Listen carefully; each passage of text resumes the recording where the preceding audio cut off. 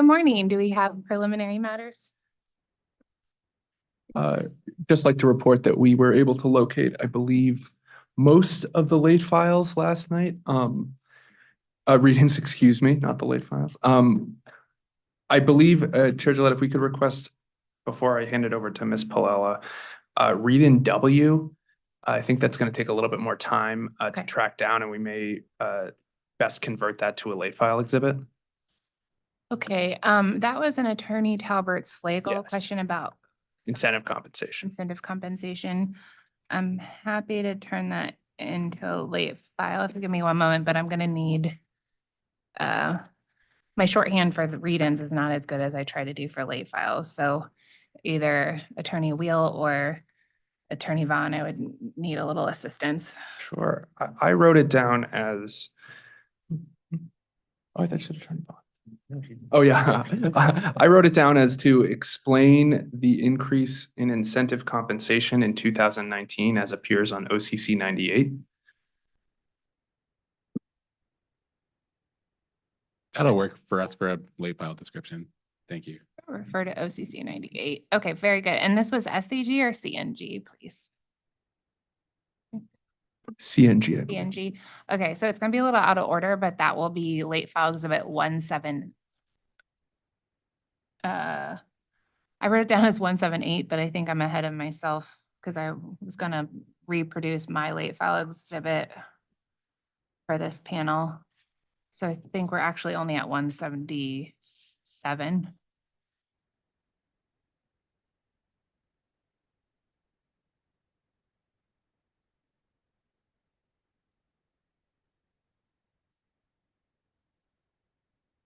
Yeah, I'm sorry. I had two late file exhibits for the CNG panel, and I was presuming that the company was gonna stipulate to them for SCG.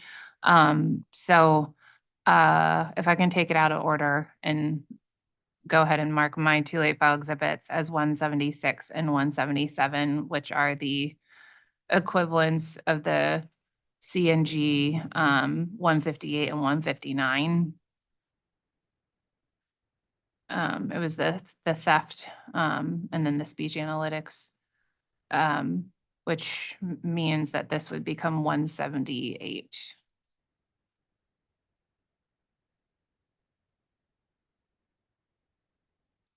That's okay. Okay. And with read W taken care of, Ms. Palella, were you able to locate the information requested in read in AA? I was. Yeah, so the bill redesign project was raised in exhibit CNG, SCG, CSP1 on pages 22 to 23, which estimated an implementation in the third quarter of 2024.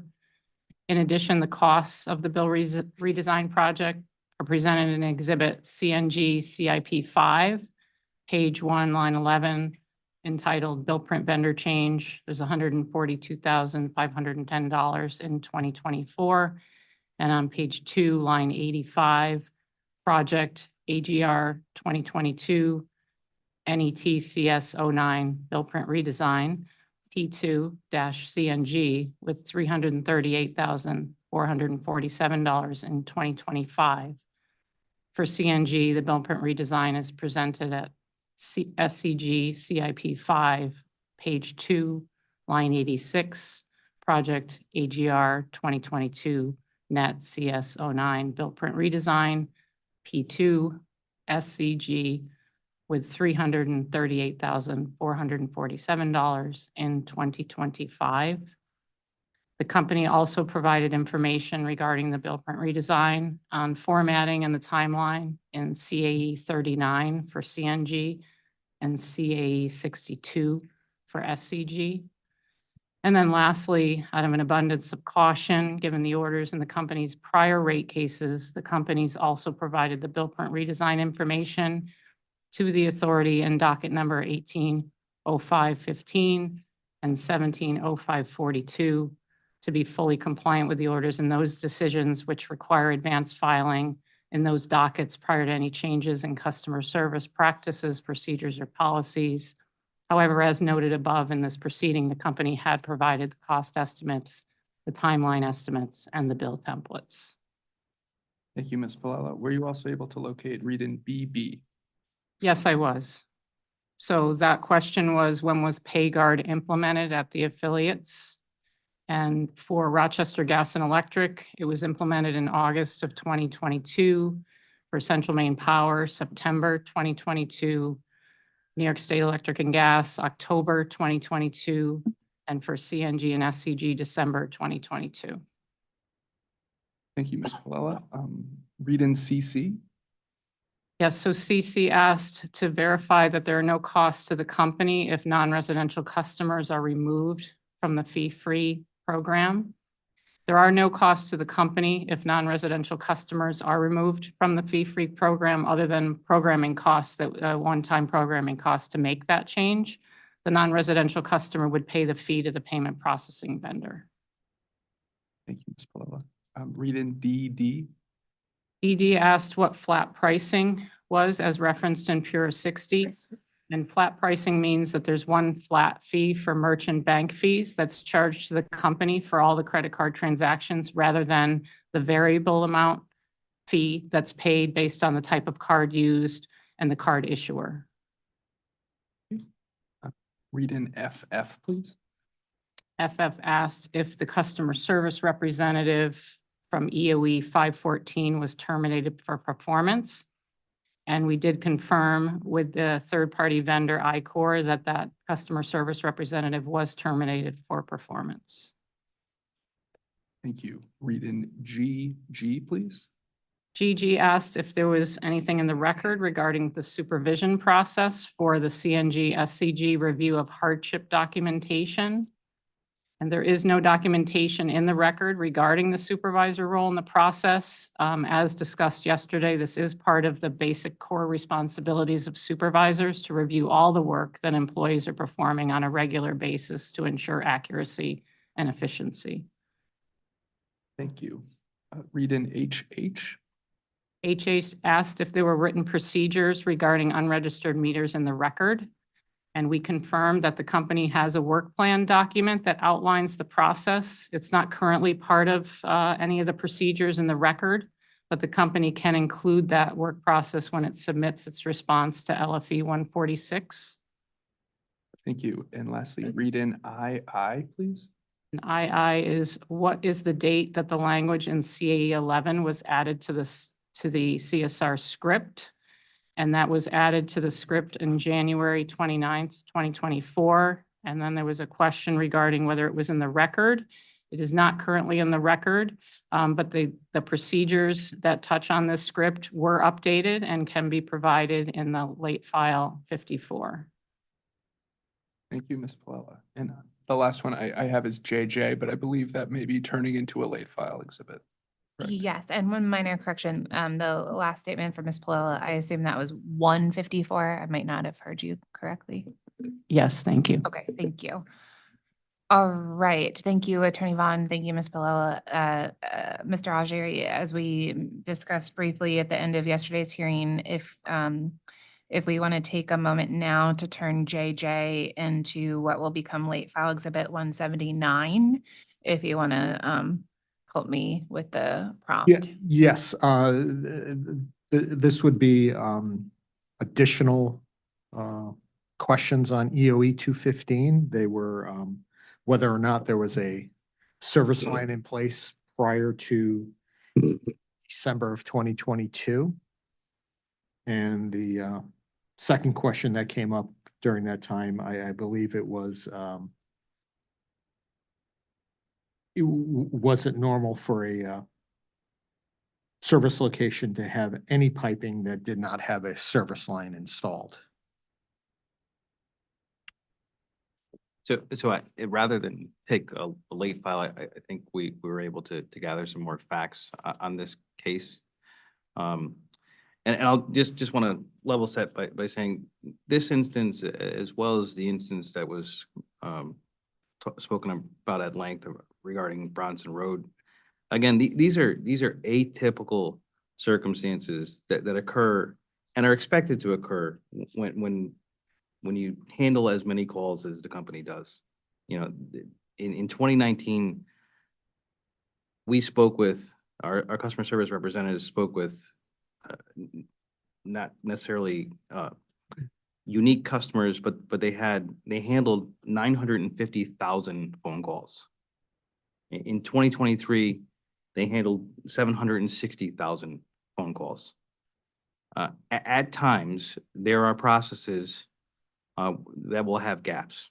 And we welcome the feedback from customers through either verbatims, through post-call surveys, through our customer escalation process, which we actually enhanced in the recent past, putting in place a manager of customer escalations that works directly on customer complaints and does root cause analysis on what causes those complaints, identifies gaps, and then works with the different business areas and subject matter experts to focus on continuous improvement, to change training, to change processes, to limit the exposure for negative customer experiences. So, in fact, you know, our results from surveying customers and customer sentiment through contact satisfaction is relatively high for CNG and SCG. So although I know we've spoken at length about a couple different cases, the exceeding majority of customers are satisfied with the work that we do every day. And we do welcome that feedback because it does help us to continuously improve.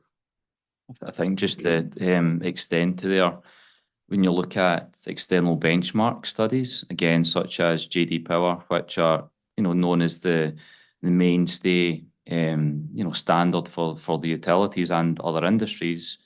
If you look at the gas market since 2020, the customer satisfaction of the gas market has dropped 12 points because commodity prices are higher. It's more challenging for customers in today's society. In actual fact, both SCG and CNG have bucked that trend and increased on their customer satisfaction result. SCG specifically increased by 30 points at the same time as the gas market's reduced by 12 points. And that's telling us that our customers absolutely are appreciating the service that we give them, and absolutely, you know, we'll continue to look for opportunities to make further improvements with investments that we get through rate case proceedings.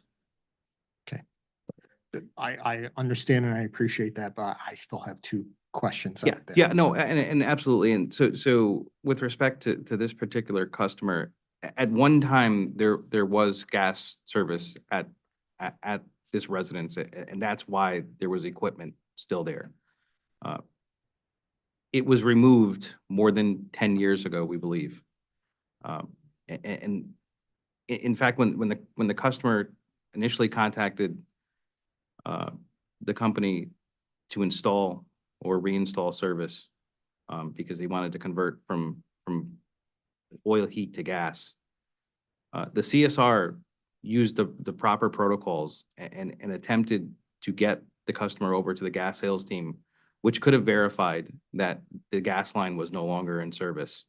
The customer was insistent that he had gas already and did not want to speak to the gas sales team. And I don't in any way want to place blame on the customer because I pretty old school when it comes to customer service, and the customer is always right. And they asked, you know, and we're insistent upon that. And I would never tell a rep to tell a customer they're wrong. So they you know, they followed the steps based upon the information given to them at the time by the customer. But had the customer allowed the CSR to get them to the gas sales team, this issue would have been resolved in relative short order. So, Mr. Audrey, do you still want that late file, which sounded like it was more general as to whether they're I have no need for the late file or the read-in. Thank you. okay? Thank you. So strike that.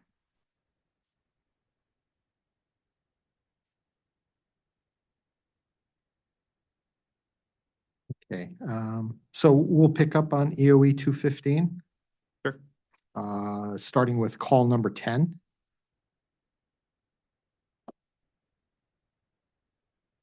In this call, the customer was attempting to reschedule the meter set.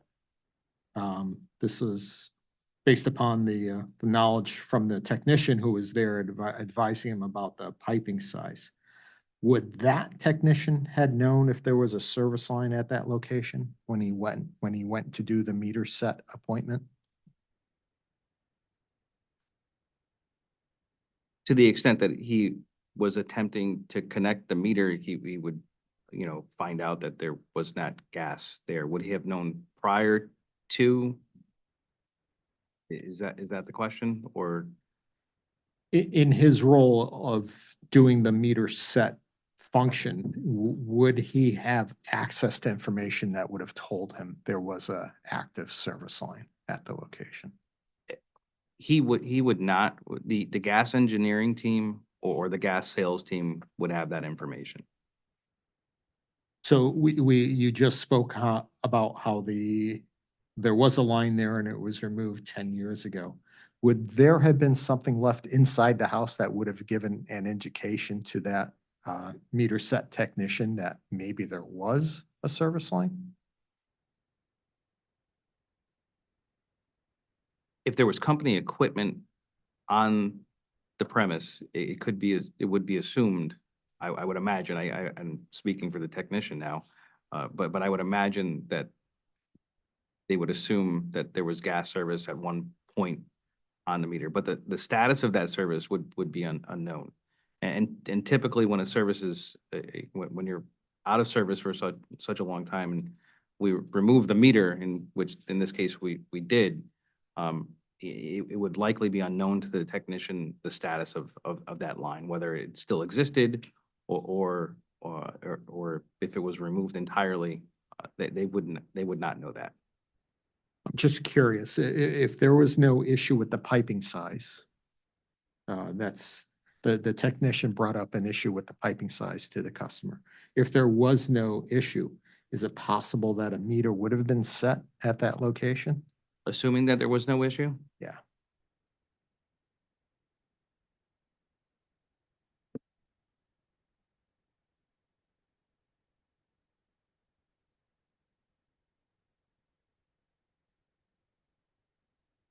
So additional steps would need to be taken, including a pressure test, and the pressure test would have indicated that a meter couldn't have been installed.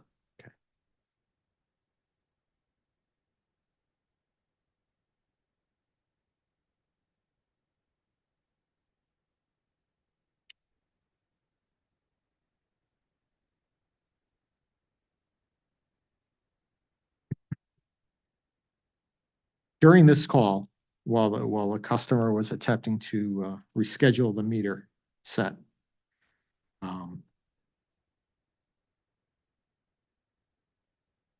the customer was speaking with a CSR who noted that the company records indicated that the location has 2 floors, one with a meter and one without. When the customer was told this, the customer responded, it's a one-family home without a meter. How's it possible that that information would be in the company records? That it's a location with 2 floors, one with a meter and one without?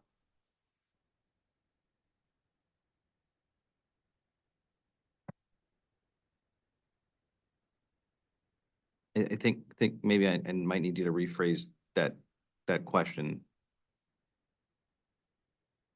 So Why, and yeah, if you could, I don't know that I. sure, no, in the call, the customer was trying to reschedule the meter set appointment.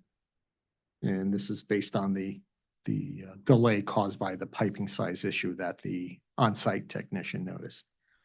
When the customer was speaking to the CSR, he was told that the company records indicated that the location where he is has 2 floors, one with a meter and one without.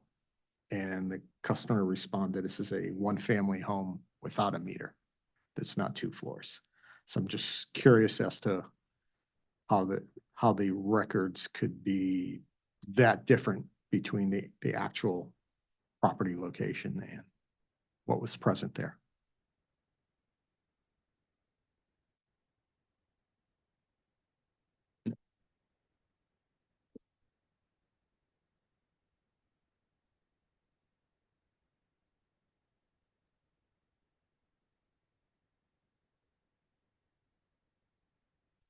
Yeah, I think I'd be hard pressed to answer that question without seeing exactly what the CSR was looking at that time.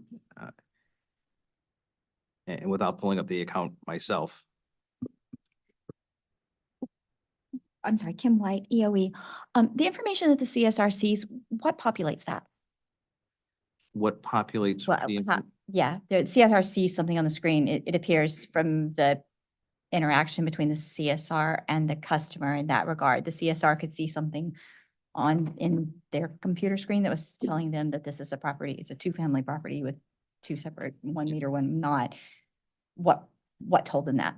So when a customer calls in, we verify who we're speaking with and pull up either an account number or a business partner for that customer. And then we do a verification of the premise address with the customer to select the appropriate account or business partner. At that point, there's a screen within the customer information system that houses the pertinent information relative to the address, you know, whether or not it's a residential or commercial property, as well as any floor or apartment designations. So the information that you were talking about that's pertinent to the address, how is that input into their system? So Who puts that in there? So that's done at either the time of service installation, in the case of a new service, or when a customer moves in. Okay, so if the CSR was looking at this on the screen and the CSR saw that it said it was two-family property with, one with a meter, one without, someone at some point in time in the process had to have input that into the system, either erroneously for this property or mixing up addresses or something happened to cause the CSR to see something in there. Is that correct? I'm going to object to the question. Can we just ask the question more directly, like how it's input? I think you're putting a spin on what may or may not be input into the system. So I would just ask the question be rephrased to pose it more directly to the witness. Okay, so you said it was input, someone when they're setting up the service of the property inputs it in the system, correctly? That's, Repeat that one more time, please. you stated that when the information that the CSR sees in the system, that the way it got there in the first place regarding that particular property is that when the service is set up with that property, someone who is setting up the service is the person who inputs that information into the system that the CSR then later sees? That is correct. Okay, good enough. Okay. Still talking about call 10 here. It states that the CSR submitted a work order for a meter set appointment for the 24th of January. This call is taking place on the 16th of January. Just curious, that work order that would be established for the 24th of January, knowing that there's no service line there, that work order automatically go into a fail status? The work order would automatically go in this instance, the work order automatically went into a failed status because of the length of time that there was not a meter at this premise. There was an exception thrown in the work order process to put it into an automatic fail status. As a result of this particular customer issue, as part of, a way to continue to investigate customer issues and to facilitate first call resolution, we did modify the training to make sure that CSRs went back and made sure that the work order that they entered was actually processed and to follow up if there is a failed status for a work order. Reason why I'm asking is, during this call number 10, the customer was advised that he should receive a phone call from the technician prior to arriving at the location. Is that a normal policy and procedure?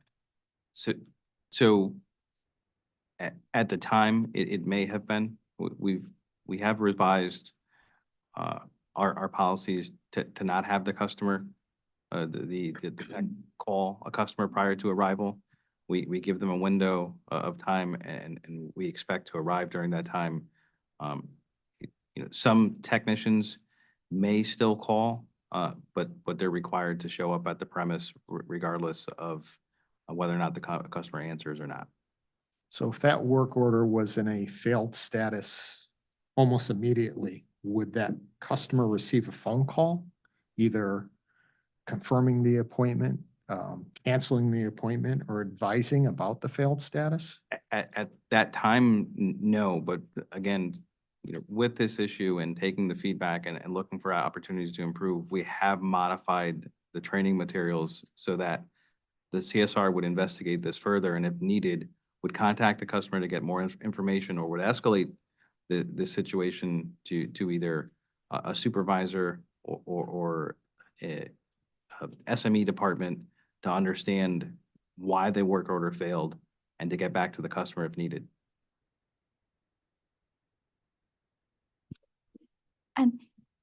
That you said that you modified the training materials, and I think I heard you say a couple of sentences before that, I'm presuming the modified training materials, or you said you retrained the CSRs.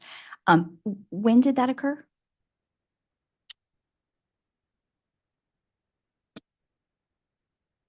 Just checking on the date.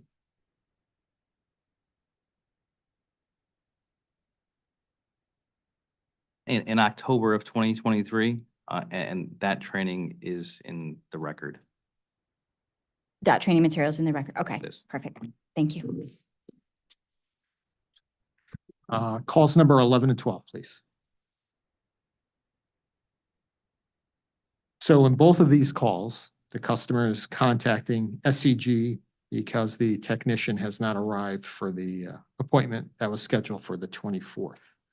It's noted in both of these calls that the CSR failed to identify that the work order was in a failed status. Should they have told the customer about the failed status? Well, they should have recognized that the work order was in a failed status. They couldn't tell the customer something that they didn't recognize. So the CSR would have been able to see that the work order was in a failed status.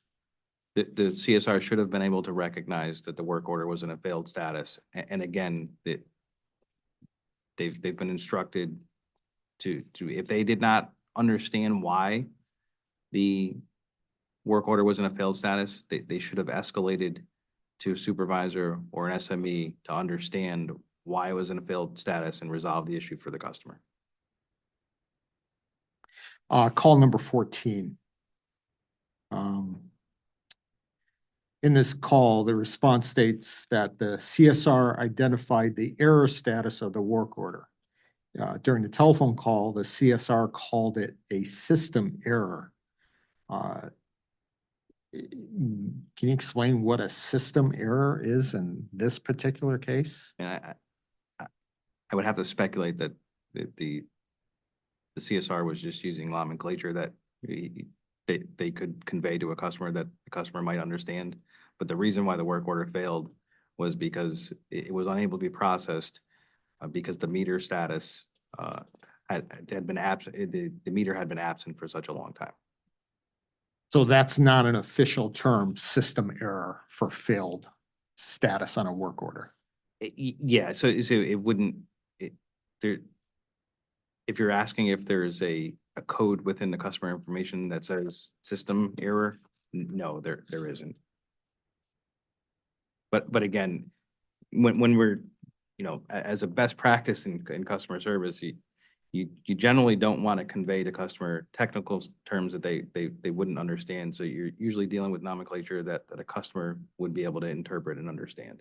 I think everybody knows a system error would be something that is technical. So the absence of a service line, that wouldn't show up as system error.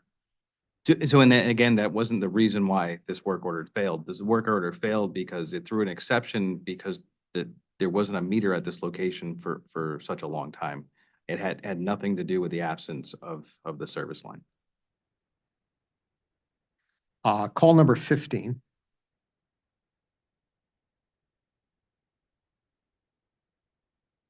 Do you know if this was the discussion that the customer had with the, I'm sorry, let me rephrase that. Is the discussion with the energy specialist from the gas sales team captured in a recording? I do not believe it is.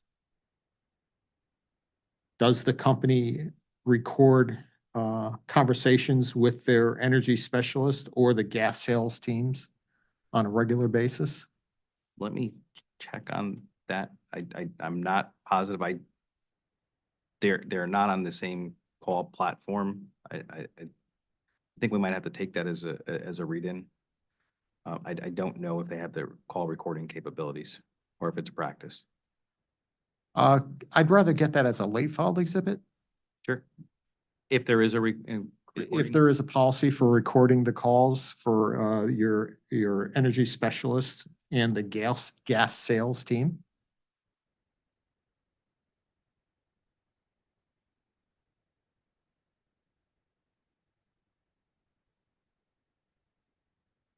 Hmm, 179.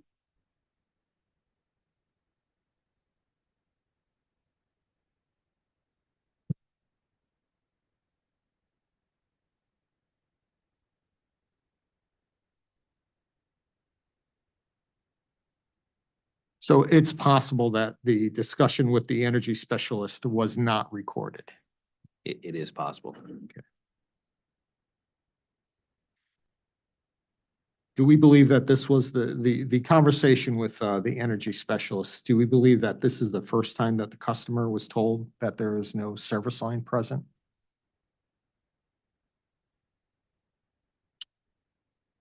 I believe so.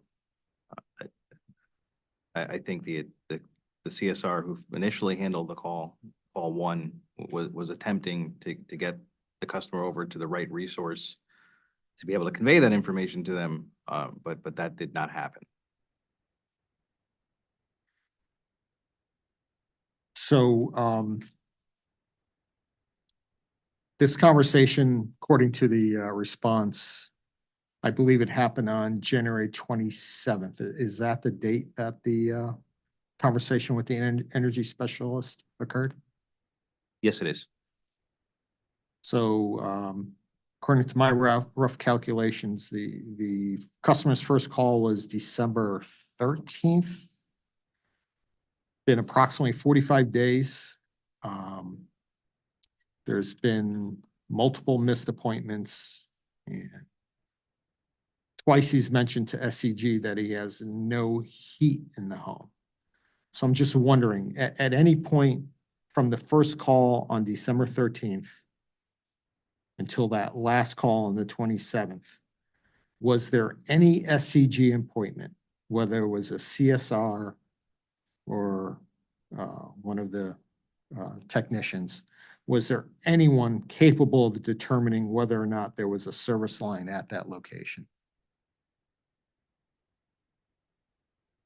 I think had the customer been directed or taking the company's offer to be transferred to the appropriate group to handle this issue, that could have been deduced in a reasonable amount of time.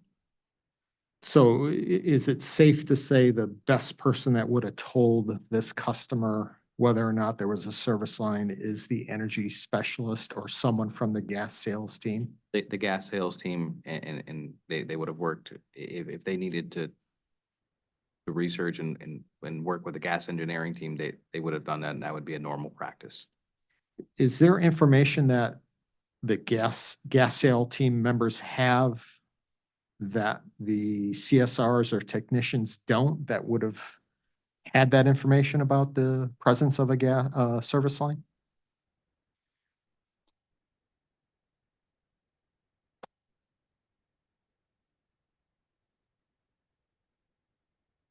Yeah, so they do have access to software that's, acts as like a schematic for where service lines reside. Is it only available to members of the gas sales team? Yes. And I would imagine the engineering team as well. If anyone was investigating the reason for a failed work order,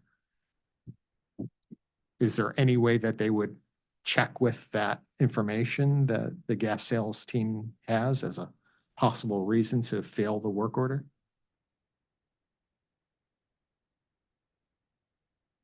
I think that the reason why the work order failed with respect to the meter had been removed for quite some time. Had it been escalated properly, the gas sales team would have been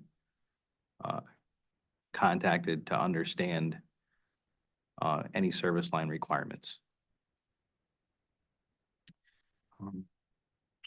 In this response in call 15, it states that the company updated its training material to include steps to ensure the successful submission of a work order such as this. These steps were not included in the original process training for the company. Again, our training is under constant modification for improvement. And sometimes it takes, an atypical situation that occurs for a customer for us to recognize a gap, and it's our job to close that gap and modify training materials. Training and customer service and quality is an evolution. And as we see gaps, we modify in order to mitigate impacts to customers. So the company considers this say a one-off situation that created a need to improve its processes. Absolutely. So the company did eventually install a service line to this location, correct? Yes. Do you know when that job was completed?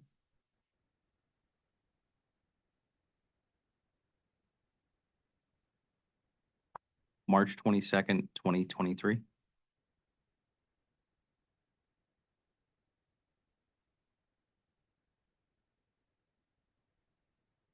In this interrogatory, we referenced EOE email response from the company. There was an email from the company regarding this complaint sent to the EOE on June 27th, 2023. It indicated that the customer was assessed a connection fee of $3,333.14 for the completion of the service line. That email further stated that for the inconvenience and time that the customer encountered, the company could offer a $50 credit.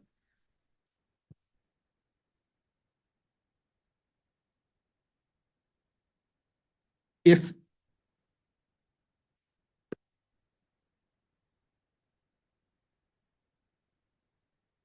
it had been known from the time of the first call in December that there was no service line at the service address, is it possible that the entire dispute would have been avoided? Actually, Mr. Jerry, just to confirm, you were reading from an email. I think I took it that you were paraphrasing or you were saying what was in the question, but I think you included some detail there that's not in the question or not in the record at this point in terms of those dollar amounts. So I don't know if the panel knows to verify that information, but I'm not sure your question requires that information, but just wanted to know if I'm looking at EOE 215, I didn't see that in the question. Let me change the question. Did the company offer the customer a $50 credit?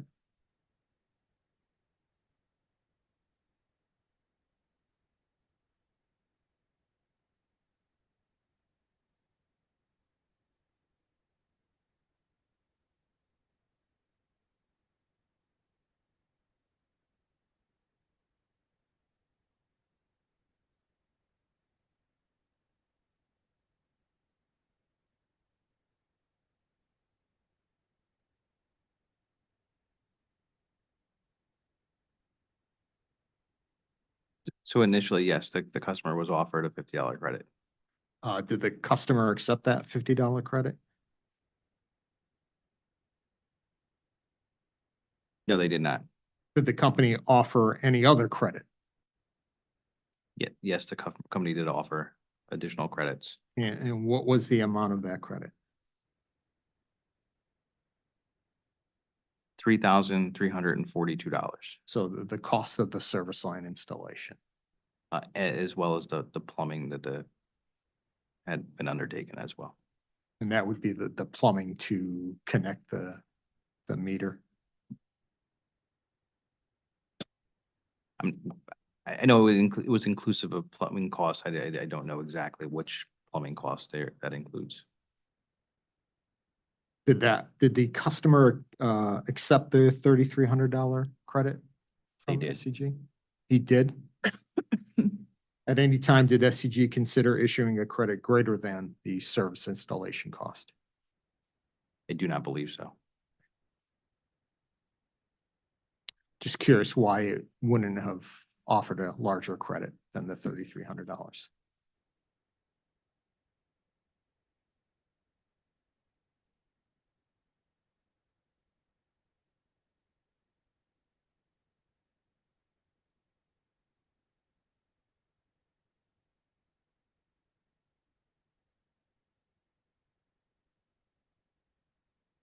So the company considered the fact that the credit that was issued was in addition to the installation fees as a gesture of goodwill in spite of the experience the customer had.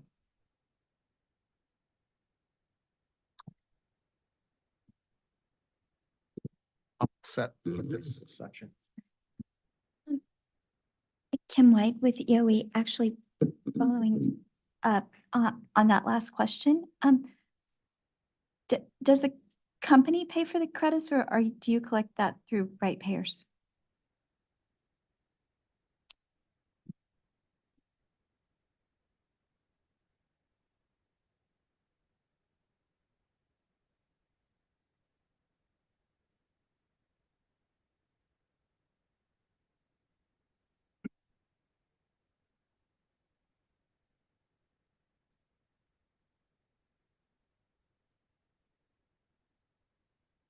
We would need to verify that.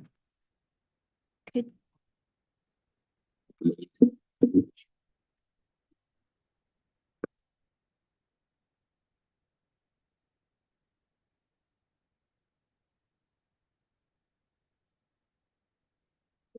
Would that be a better question for the rate design panel or I'm trying to figure out if it's something that we could ask a panel later and they would know the answer if we have to do this as a read-in or an LFE.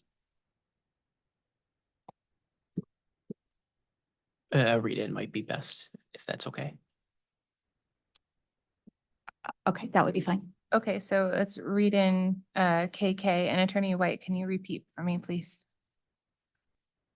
I can make the question more global. I was specifically asking, Mr. Audrey referred to credits that the company offered the customer after the back and forth with that particular customer for a while, but in general, does the company pay for credits or are those recouped from ratepayers? Thank you. Okay.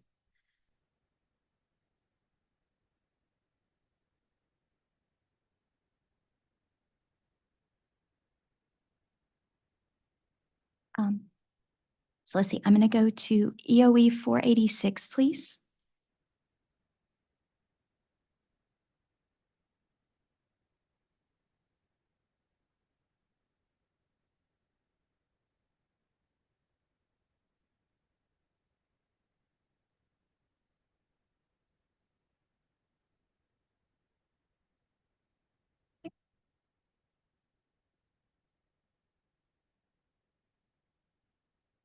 I have it up. You would state in the response to subpart C, upon reviewing the account, it was identified that this customer was not matched for phase one after being reinstated. When did that review of the account occur?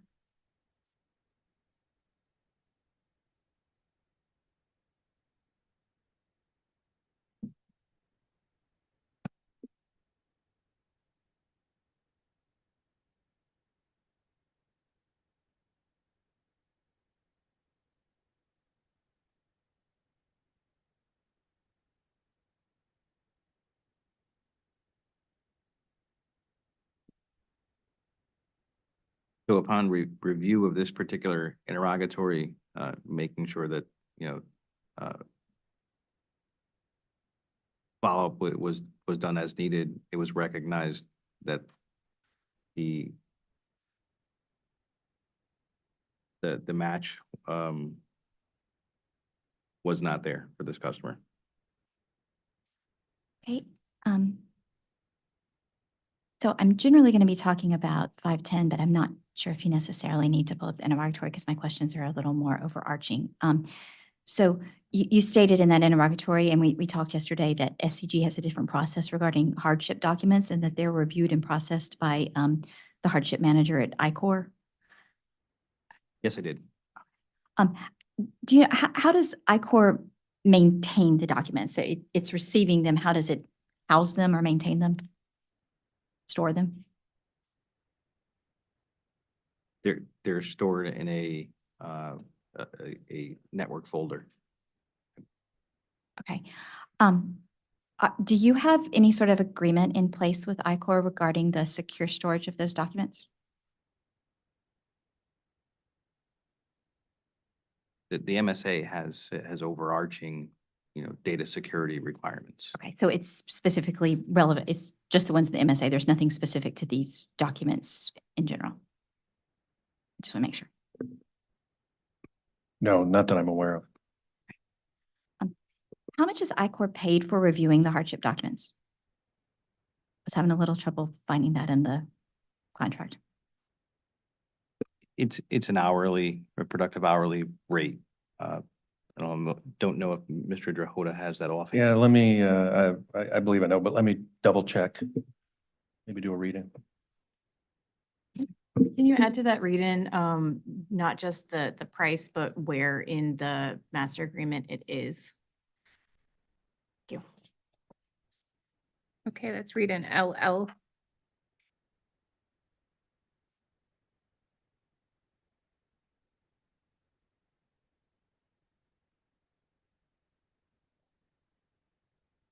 If it helps for where it's located, as I recall, it's listed as hardship documentation, at least what it may have been in the previous contract.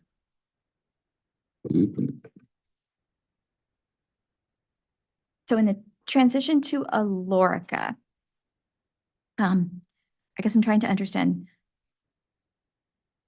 So I guess my first question is, will Alorica take over this function for SCG?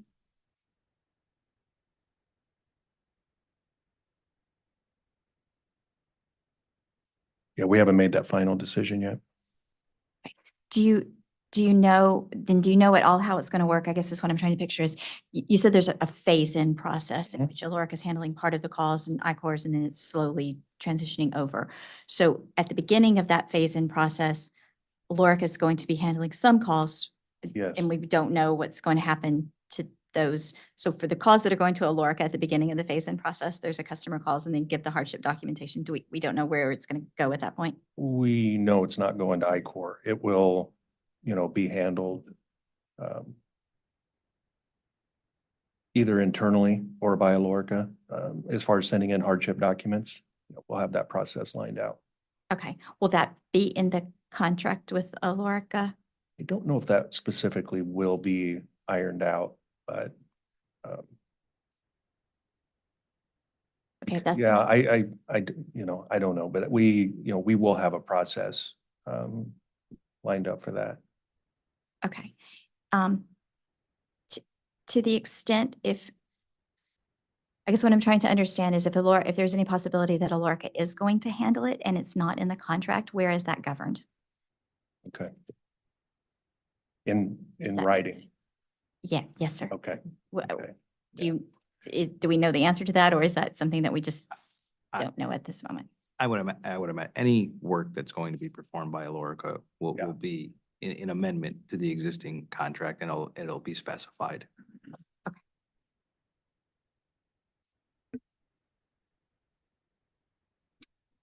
It wouldn't be in that amendment that you'd be submitting to us, would it? No, the amendment's going to be like one page, just here's This is going to cover us for the next 30, 45 days. It will be in the SOW. Okay, so assuming that transition period, it would be with SCG, that duty of reviewing the hardship documents would be with SCG for any calls that go to Alorca until that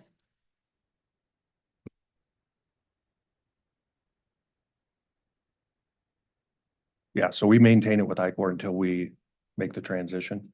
Is that your? that's Yeah. my question, is, as the transition is happening and before the final agreement's completed and signed, calls will be slowly going to Alorca. Yes. And those hardship documents will need to be reviewed by somebody. So would that somebody be an internal employee? That's yet to be determined, but we have a mix of throughout the operating companies in Connecticut. There's a mix of different ways that it is done. And I think that was noted in one of our responses. So we're kind of agnostic to who performs that work as long as it's, getting to the CSRs to be able to handle the phone calls and understand that the documentation has been provided. And regardless of who performs that function, we don't see any gaps in being able to make that information available to the CSRs to convey to a customer or prolonging the amount of time that it takes to process documentation. Thank you. So staying generally with 510 for a second, in 510 subpart E, that was where we talked about this yesterday relative to CNG.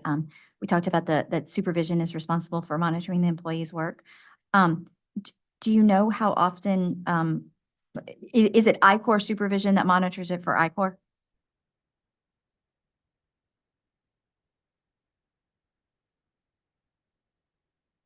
Correct. And do you know their processes and procedures regarding that? Timings, how often?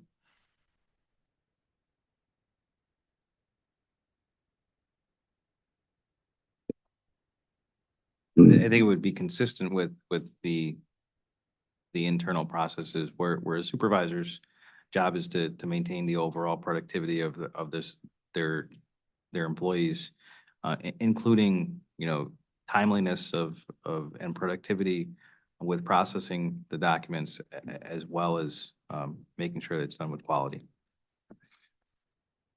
So once again, I was having a little bit of trouble finding that in the contract too, where does the current contract with ICOR, has it covered how ICOR is supposed to monitor these and ensure that they're being processed correctly and in a reasonable timeframe? I don't believe there's anything in the contract specific to the process of these hardship documents, the service, level that we want to achieve, like a 24-hour turnaround, how long we retain the records. But we do monitor and have an expectation for ICOR to process these as quickly as they can and reach out to us if there's any issues. And we periodically reach out to if, to see what the turnaround time is. Okay. Let's see, I just have a couple of more questions. We'll be happy to hear. So first off, I think for this one, we're going to need an LFE. So there was a call referred to an interrogatory 488. It was one of the original calls, I believe, from EOE2. I can give you the call number. It's a little SCG _ 1.23.23 _ 9.56 _ KM, which once again, it was referred to in 488. So maybe I don't need to. Attorney White, could you just say that one more time? I can. Once again, it's the one referred to in 488. SCG _ 1.23.23 _ 9.56 _ KM. And the LFE that or it can be a read-in, but I'm assuming it probably needs a little bit more information than would be conducive for a read-in. Attorney White, I don't mean Yeah. to interrupt, but Certainly. I don't see that call reference in EOE 488. then let's just go with the call and I might, give me half a second here. While I'm talking, I'll pull it up for you. Well, you're gonna get it. Okay, I'll talk. Ultimately, what I was trying to get to is, so around 5 minutes in the call, around the 5-minute mark, the CSR states that the customer's payment is going to be $76.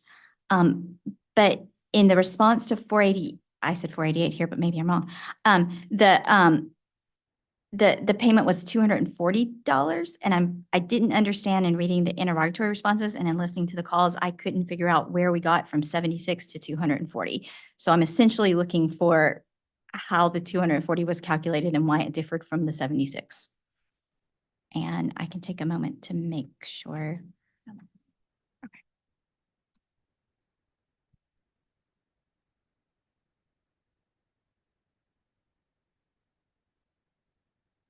Moment. Sorry, I apologize.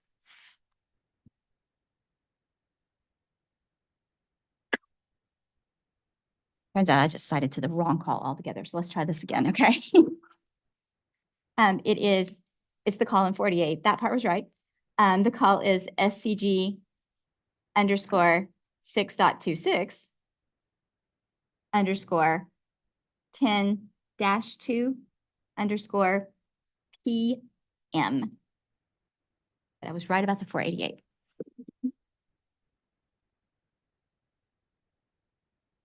Was that clear as mud now?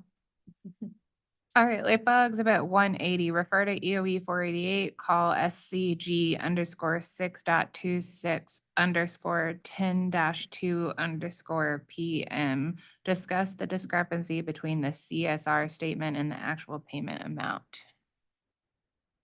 Yes, ma'am.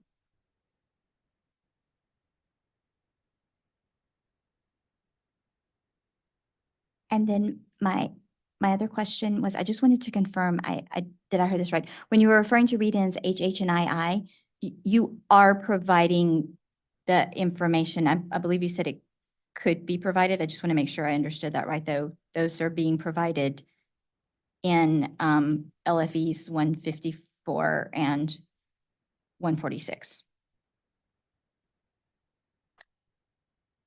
One moment, I'm just referring to HH and II you mentioned.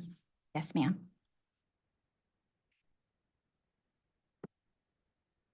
Yes, correct. We are going to include those in those two LFEs. And I think Mr. Audrey. Sorry, I had one late file to ask. I should have asked it when Mr. Daniels, you said that the customer did accept the $3,300 credit, correct? I did, yes. I just want a late file exhibit that demonstrates how the credit was provided, whether it was a check or a credit to the account, and the date that the credit was extended to the customer.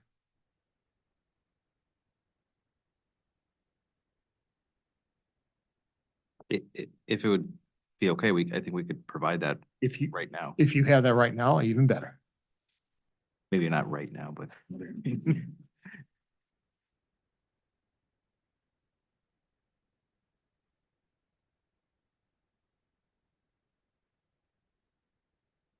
So it was mailed as a check, and it was issued on August 29th, 2023. Thank you. I have no need for the late file exhibit. Thank you.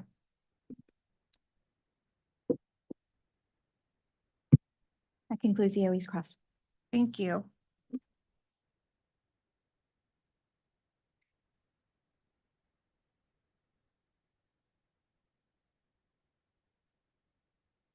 Okay, going through the rest of the parties here, any cross from CIUW Local 12924? Attorney Anaouiji. Attorney Wright. Thank you. Commissioner Karen. No question. Mr. Vice Chairman. questions. Thank you. And I just have one. So we were reviewing the response or the read-in to AA. And I appreciate that information. I think we were looking for a slightly more detailed granularity. Which I suspect would need to be converted into a late file exhibit. So I started to pull up some of the references, Ms. Palella, to the citations to the record that you provided. I appreciate those. I think we're looking for like an additional layer of granularity, meaning not just the total cost of the project, but an itemization of the costs that comprise that total bill redesign project costs. And then there was a citation to a timeline. I looked up that citation. It says revised CNG SCG bills are tentatively planned to be implemented in Q3 2024. I appreciate that. I just think I was looking for specific milestones, like a detailed timeline for completing each step of the project. And I think we had, what I'm looking for in the electric counterpart for 140719 REO 6. I think we had like more detailed, I almost remember a Gantt chart, and I'm not specifically asking for that format, but just an additional layer of granularity than those citations perhaps provide. So if I could convert that into late file 181 and just request the specific timeline and itemization of cost associated with the bill redesign project. Yes, understood. Thank you. And with that, believe we have concluded cross for this panel. So Attorney Venora, Attorney Vaughn, do you need a moment to consider redirect? Yes, if we could just take 5 minutes. Sure. Thanks.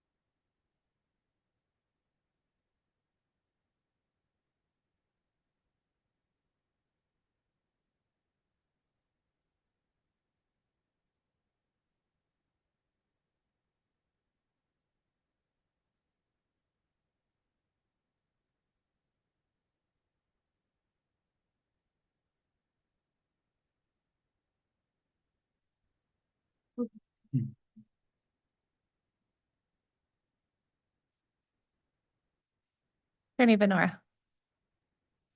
Thank you, Chair Gillette. We have no redirect. I do have just one procedural item I wanted to raise before this panel wraps up. And it relates to the late files you requested, late files 159 and 177. During the hearing yesterday, you posed questions to the CNG panel in relation to the gas expansion program and the EOE letter that was dated August 11th, 2023. And in that letter, there were some allegations about customer service and information provided to customers. We don't object to the late filed exhibits at all. But we would object if that letter from EOE is intended to be used as evidence in the docket. And so what I'm asking for is confirmation that the letter is not considered part of the evidentiary record. And I can give you, I have a couple of reasons for that. I think that support that, but it came in as, I believe, as correspondence, as an unsigned letter. Understood. So just to confirm, late file 177 and I thought you said 155, but it's 159. 159, that was Okay, what I so intended to say. to say this back to you, the company is not objecting to 159 or 177. I would say correspondence that is filed in the record, that's the way that public comments come in. Right. So my initial reaction is that to the extent that we consider any correspondence as part of the record, it's always for the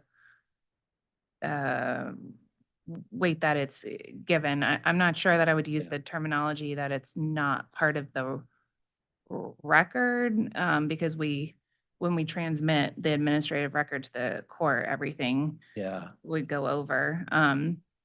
But if you're asking whether we could rely on an unsigned letter for evidentiary value, I would respond by saying the authority has the option to put whatever weight it's due. And your argument, I assume, is that it's due little weight, but I would say that it's not due any weight as evidence in the docket because it's not provided by a witness.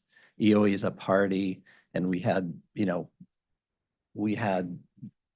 posed questions to them in interrogatories on customer service related issues, and they objected to those on the basis they weren't presenting testimony or witness. So to the extent the, content of the letter is to be taken as fact, that would be the basis for our objection on that information, because they haven't presented a witness to verify or attest to any of that information or be subject to cross-examination on it.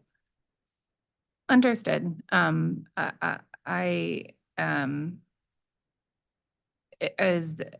If the motion is to strike it from our system, then No. that's not the motion. No, I think it's legitimate to use the letter as a jumping off point to ask your late filed exhibit. It's just whether the content of that letter is going to be treated equivalent to witness testimony or for the factual, to substantiate facts in the record.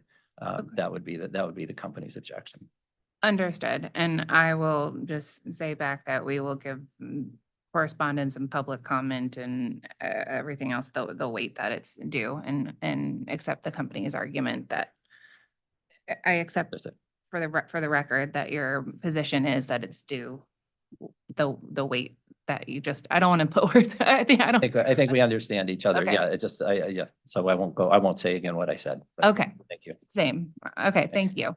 All right, and as a procedural matter for me, I should have posed the last late file exhibit as we're trying to get one for CNG and one for SCG, so I should really have it listed as 181 and 182. Okay. Okay. Yeah. All right. With all that taken care of, it's this panel. We're all set. we're all We do have a one read-in, I think that's outstanding from the panel. Read-in double, is it two? Two, I think we have KK and LL. located LL. I just want to confirm. Yeah. I believe the specific number is confidential, so I just want to confirm with Mr. Cahoda Oh. and then. The So- specific price is. Yeah. The price. So I think what we can do is we can provide LL and say, here is where it is in the record on this page of this document. But if we can just confirm with Mr. Drahota, Okay, that way we can say where it is. that would be acceptable. Okay, thanks.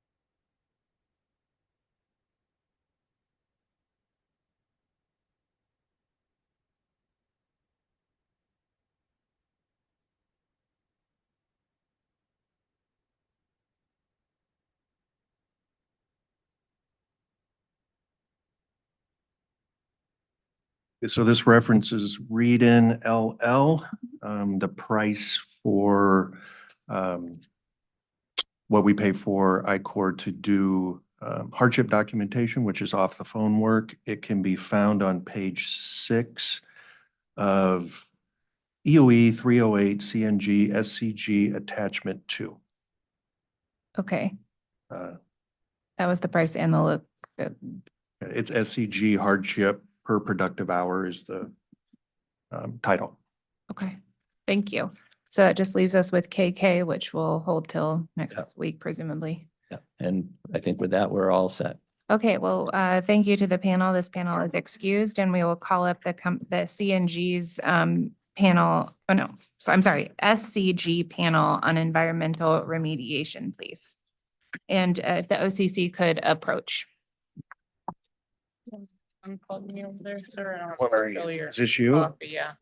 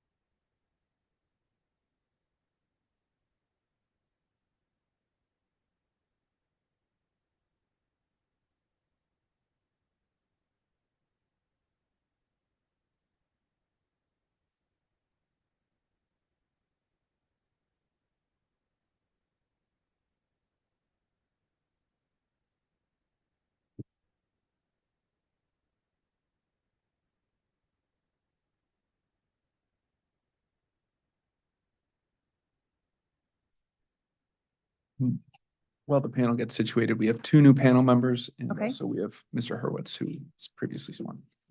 Very good. And once they get situated, if you want to introduce them and I will swear them in. Absolutely. I'd ask the panel members, please, to state their full names and positions for the record, beginning with Mr. Hurwitz.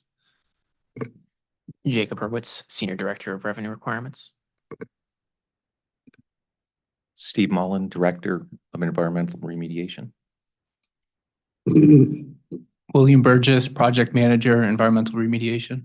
Good morning to the panel. If the new witnesses could please raise your right hand and I'll administer the oath. I swear to tell the truth, the whole truth, and nothing but the truth under pains and penalties of perjury. Do. Thank you. Attorney Bond. Thank you. Mr. Mullen and Mr. Burgess, as part of your preparation for this docket, did you provide pre-filed written testimony and exhibits which were marked as exhibits SCG-ERP1 through SCG-ERP4? Yes. Did you also sponsor responses to interrogatories submitted in this proceeding? We did. We did. Do you have any updates or corrections to your pre-filed testimony or interrogatory responses not previously identified for the record in an interrogatory response? I do not. Do not. And do you adopt your pre-filed testimony and interrogatory responses as part of your sworn testimony in this proceeding? I do. Yes. Thank you. The panel is available for cross-examination. Thank you. We will begin with the Office of Consumer Counsel, Attorney Wheel. Thank you. Good morning, panel. Tom Wheel for the Office of Consumer Counsel.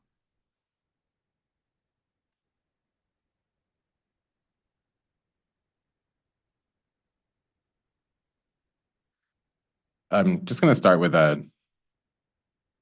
just a confirmation for the record that being that there's only been testimony filed for environmental remediation for SCG, that there is no, I guess I'll speak to Mr. Burgess since you're at the Avangrid level. There is no environmental remediation necessary for CNG. Is that correct? We're actually both at the Avangrid level, but That is correct. Thank you. I'm going to start with some questions about the initial testimony itself, starting at page 8, which discusses the history of the Chapel Street site. And line 18 references the coal tar impacts. Can you just describe what coal tar impacts are and how they occurred at that site? Sure thing. Coal tar impacts result from former operations of the property as a coal gasification plant. We refer to those as manufacturers' gas plants. Manufactured gas plants produced gas prior to the modern day natural gas via coal. They would heat the coal in ovens. They would capture the vapor phase, purify, and some of the waste we call coal tar. Okay, thank you. And that coal tar, is that a soil and groundwater contaminant at those locations? It can also be impacts to sediment, to vapors as well. Okay. And I also saw a coal tar referenced on page 10 at line 17 for the Pine Street site. Did that contamination occur there for this same reason as Chapel Street? That is correct. Thank you. And the testimony talks about the 60 Marsh Hill Road property. And the page 11 of the testimony on line 13 describes that the contamination there was from a vehicle lift. There's a specific reference to hydraulic oil. Is that correct? Correct. Thank you. And I also saw an exhibit SCG ERP2. There's also SVOCs, PCBs, VOCs, and petroleum at that site. Is that correct? Correct. Okay. So are all of those contaminants associated with the auto repair facility use of that site prior to SCG's lease commencing in 1994?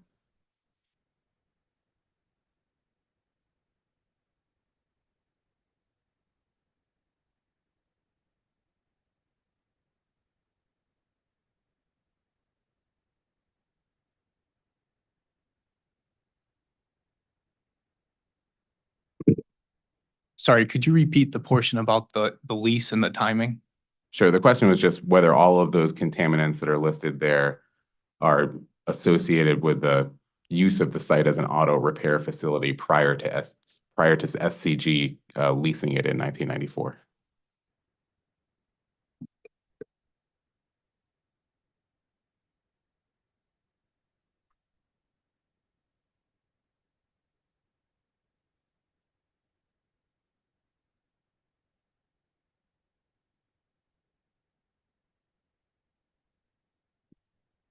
Yeah, those contaminants are contaminants of concern that are part of the property being used as a operations center and vehicle maintenance facility.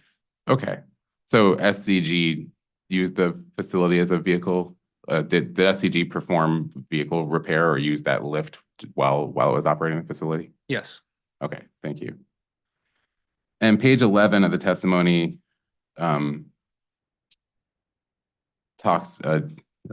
discusses that the contamination was discovered in 2004. I'm looking at line 15, and that's when, and actually line 15 says the SCG reported that release to deep. Did that report happen in 2004?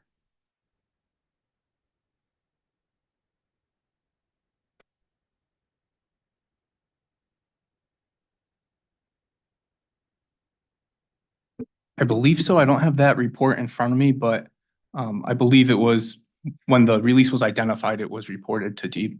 Okay, thank you. And page 11 on line 16 says, as part of the purchase of the property by SCG in 2008, the company has ongoing environmental obligations. So are those obligations, were those a condition of the agreement to purchase the property? As a condition to purchase the property entered into the Connecticut transfer program, subject to the Transfer Act. and SCG took on the responsibility of certifying party.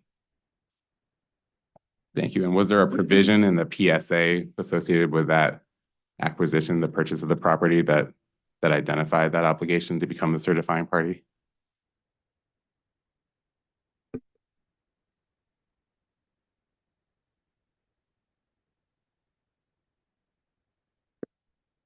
Yeah, I believe it was a condition of the PSA. Okay. Is that PSA in the record in this proceeding? Not that I'm aware of. Could I ask for that as a late file? Sure. So 183 is to provide the project services agreement, Purchase and sale agreement. purchase and sales, There's so many acronyms in our world. purchase and sales agreement. Okay, thank you. Was that was the purchase of the property reviewed by Pura in 2008, do you know? Or at any time?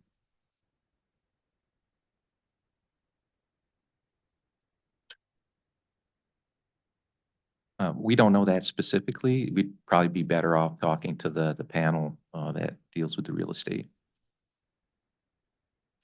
I think we just leave it. We don't have a panel that talks, I mean, we can, Oh, I mean, yeah, I think we, Capital? yeah, no, I mean, we can just stand on your, I mean, maybe restate your answer just as, I think we just stand on your answer. Could so I take the answer to be that you're not sure, is that correct? Yeah, we.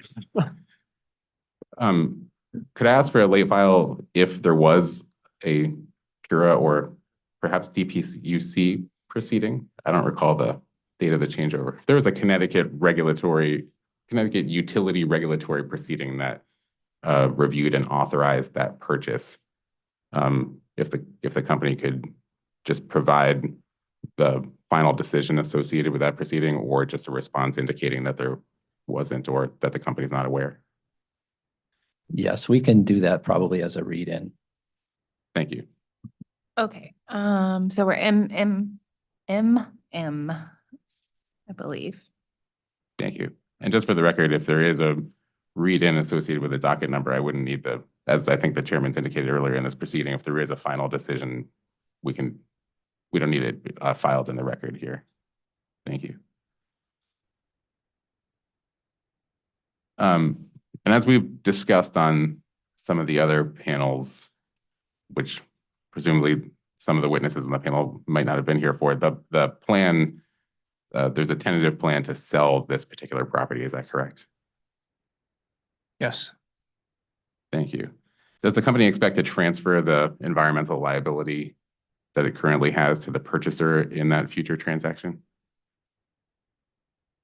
As far as I'm aware, a PSA hasn't been finalized, or at least I haven't seen a version of, final version. So it would be up to the terms of that agreement. Thank you.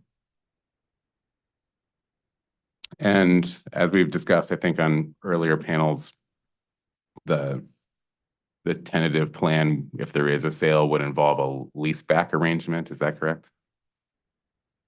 That's correct. Thank you.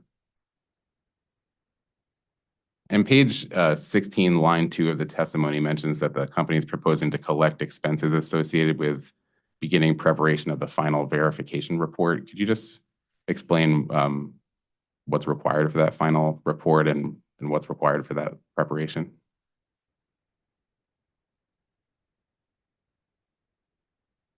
Sure. And if you could just repeat page 16 and Line 2.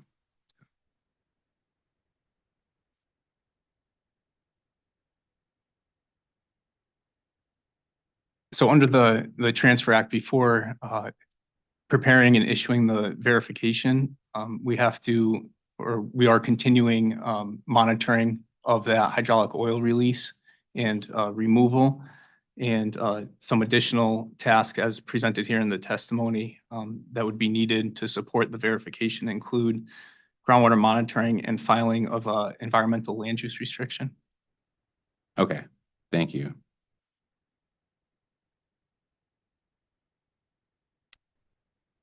I'm going to reference an exhibit we've spoken about earlier and recognizing that this panel might not be familiar with the exhibit, although I know Mr. Hurwitz is, but it's RU 597 attachment 2, which is the exhibit that discusses the potential plan to sell the property. My questions are related specifically to the environmental costs.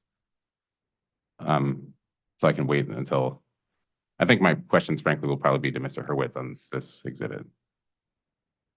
I'm there. Thank you. So looking at the sale analysis tab that we've looked at before on this exhibit, which is labeled page 3, there's a line there labeled other expenses, environmental, it's Excel line 61, which is labeled 43. Is that where the remediation costs are assumed under this exhibit? For the sale analysis, that's correct. Okay. Thank you. And in the sale analysis section, the sum of that expense over both years, 2024 and 2025, is 0.1. And I think we heard earlier that these numbers are in millions. So would that be $100,000? Approximately. Thank you. You expand out the decimals, it's slightly different than 100, but yes. Okay.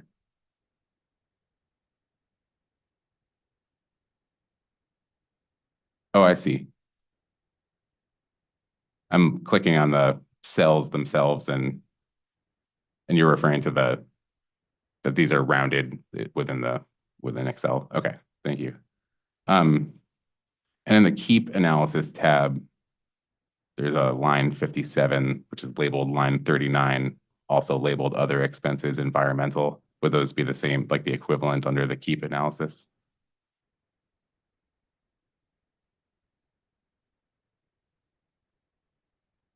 I'm just pausing on the word equivalent. Conceptually, these are also the environmental expenses that the numbers, as you can see, are different from the sale analysis tab, Okay, but similar concept. okay. So is the idea here to capture the expenses the company would expect to incur for environmental remediation under a scenario where it kept the property in this tab? That's correct. Okay. And similarly to your point earlier, where am I? The 2024 number on the tab, it's shown as 0. But if I highlight that cell, it's actually 0. It's 0.014 with a lot of numbers after it, correct? So it's not actually $0. That's correct. Thank you. But the next tab is just the equivalent of the prior tab. So this model shows that same long decimal number spread across both 2024 and 2023. Yeah, there are numbers for in both tabs for the similar concept, and as your question sort of is alluding to, these are shown as $0.0 because in the scheme of the money at stake for 60 Marshall Road, this is effectively rounding.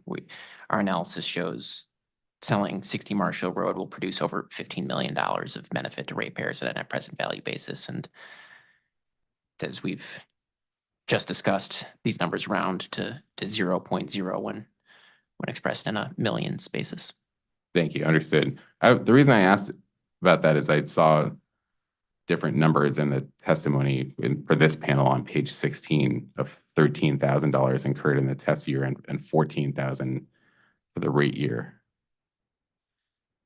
I don't know how precise you'd like to get with the rounding, but on the keep analysis tab, the first number in 2024, which 2024 does not exactly align with our rate year, but that number is approximately $14,000 on an unrounded basis. Okay. It would be like $14,370, correct? Give or take, yeah. So the numbers in the online in the testimony for this exhibit then are under the assumption that the company's going to not sell the property in the rate year. Yeah, as I think we discussed in a prior panel, the sale's not yet been finalized, and accordingly, we did not think reflecting the effect of a sale quite met the known and measurable standard for our proposed revenue requirement. Thank you. So under the assumption that the question I want to ask is how long the company expects to continue to incur remediation expenses for this site beyond the rate year? Would the response to that question depend on whether the company sold or didn't sell the property? Yes, it would. Okay, thank you. And as I think we discussed earlier, Mr. Burgess, the sale of that property itself may be negotiable terms that affect whether the company would continue to incur environmental remediation expenses if it did sell but lease back the property, or even if it sold but didn't lease back the property. Is that correct? Yes. Thank you. Because just for clarification, under the Transfer Act, is that your understanding that the company could sell the property but not lease it back, but nonetheless still be financially liable for the remediation expense? Isn't that possible under your understanding of the Transfer Act? Under the Transfer Act, the company could sell the property and continue on as the certifying party as part of that transfer. Thank you. Does this panel have a sense of what the total remediation costs have been for this site since it purchased the site in 2008?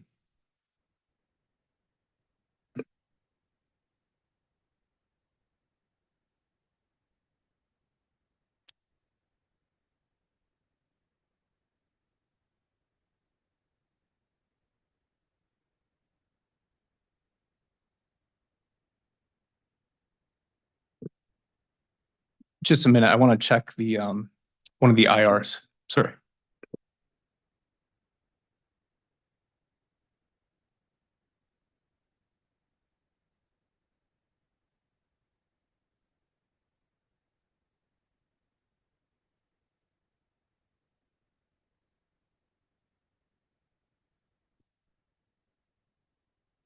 So readily available, we do not have it since 2008, but we do have the costs since 2018 provided in OCC 264. Thank you. Would it be possible to provide maybe as a supplement to OCC 64 the costs since the purchase date? Or actually, yeah, since the date that the company took possession of the property subsequent to the purchase?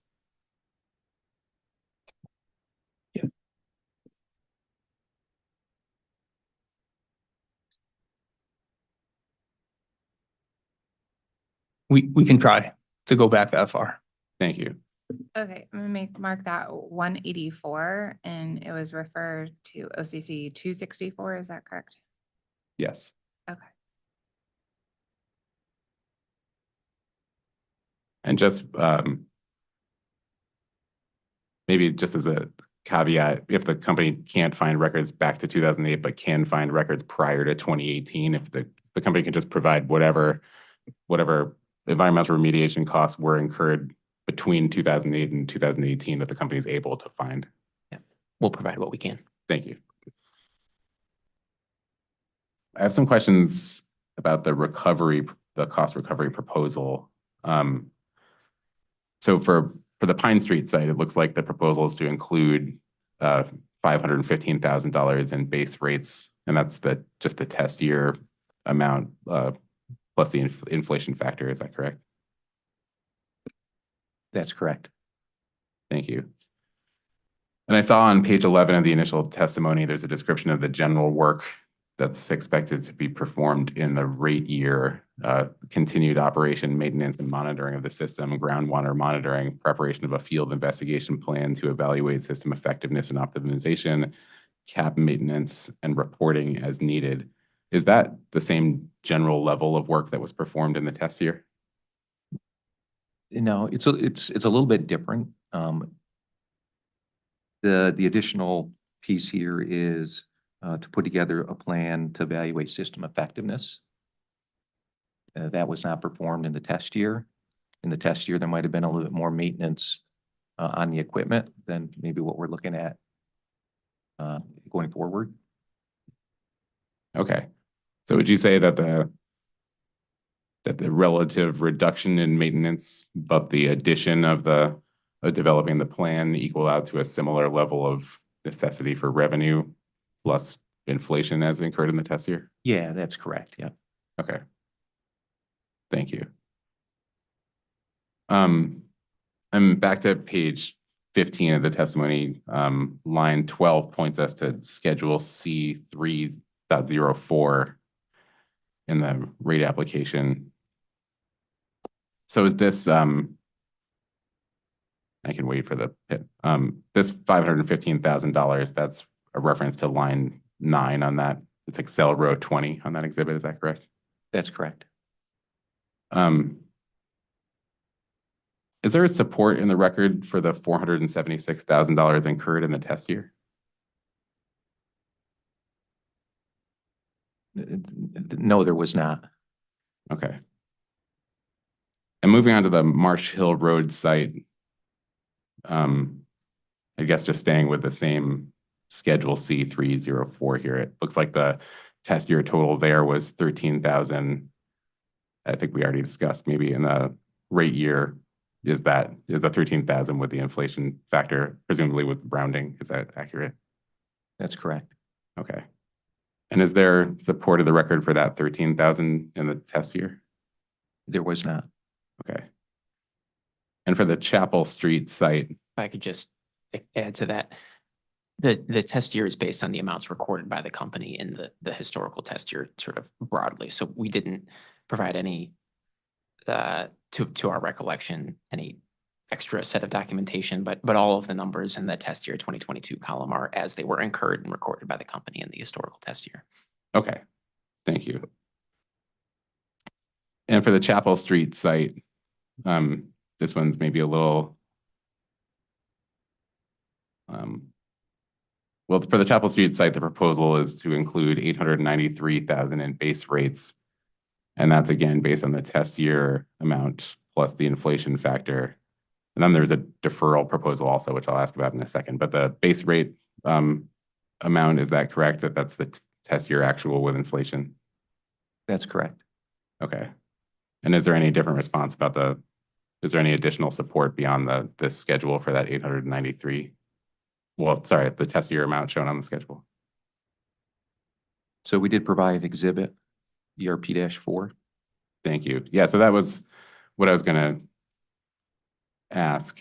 I guess my question is, in the company's current rate plan as established in the settlement agreement, I'll ask you some questions in a minute about recognizing that there was a deferral for environmental remediation in there. Was there similarly to the request here a level set in base rates, or were the entire costs deferred? Are we speaking for Chapel? Yes. Yeah. So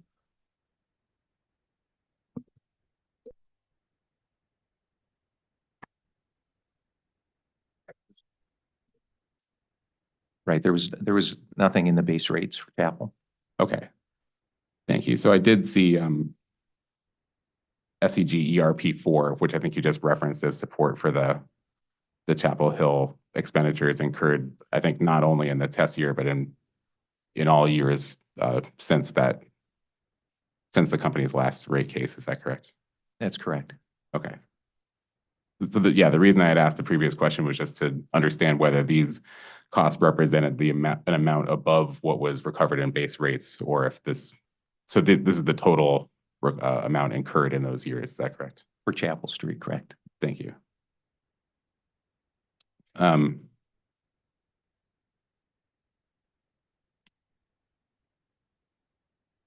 And page 17, line 17 of the testimony discusses the company's last rate case and how Pura allowed a $1.8 million recovery for the MGP remediation related expense. Was that allowance specific to the Chapel Hill site? To Chapel Street, correct. Thank you. I do have Chapel Street in my notes, but I said Chapel Hill. And that recovery was amortized over 5 years? That's correct. But the proposal here is to recover an amount about 3 times as much over a 3-year period. Is that correct? That's correct. Okay. What's the rationale for the faster amortization for the higher cost here? Generally, and as I discussed with the chair some number of days ago, determining the appropriate amortization period for any regulatory asset or liability involves balancing a variety of considerations. And for SCG, we have proposed generally 3-year amortization periods for most regulatory assets and liabilities, with the exception of the tax reform post-remeasurement deferral, which, given its materiality, we've proposed spreading out over 10 years. But for this particular environmental remediation deferral, there are other regulatory liabilities of approximately the same amount, and we've proposed broadly a 3-year amortization period for everything except the tax reform post-remeasurement deferral. Okay, thank you. I want to look at, we were just talking about exhibit SCG ERP4. I apologize if you opened it and then closed it again. But I do have a couple of questions about that. So is this, as we just talked about, this is the support for the Chapel Street expenses incurred since the company's last rate case, correct? Okay, That's correct. and is there further support in the record beyond this document for these expenses? There is not. They were provided as part of an audit that was Okay. performed. Thank you. I recall that we have provided some invoices in response to discovery. I think there was a data request following up on that audit, asking for a couple specific ones, is my recollection. Okay. Could I ask for a read-in just for that data request if you can find it? It could even be next week. Just Yeah, no problem. thank you. Okay, that's read in NN. Thank you. My apologies. I think I have conflated the environmental deferral and the environmental defense fund deferral. Okay. Well, maybe we can keep the read-in, and if the company can find an interrogatory response that supports with further support, then we can leave that as a placeholder. That works. Thank you. No, we can answer that right now. We did provide that in OCC 639. There was one invoice that wasn't found during the on-site review of our files. Yes. Thank you.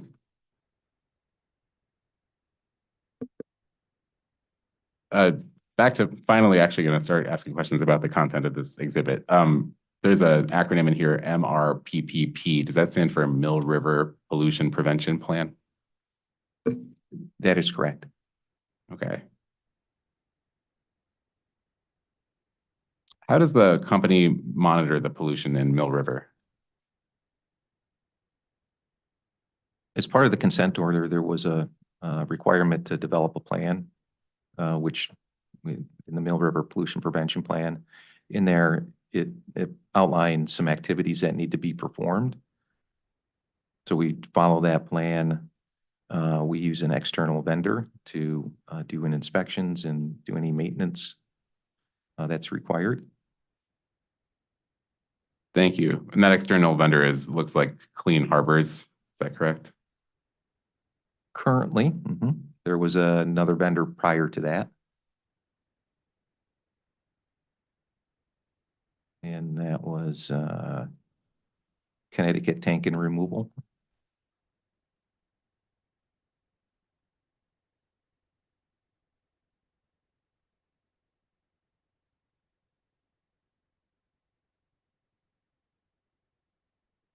Thank you.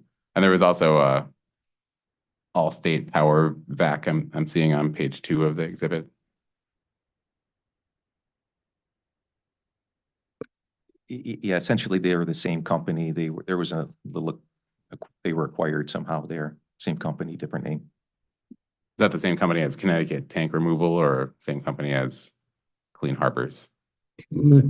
Connecticut Tank was purchased or became known as ACV. It's so separate from Clean Harbors.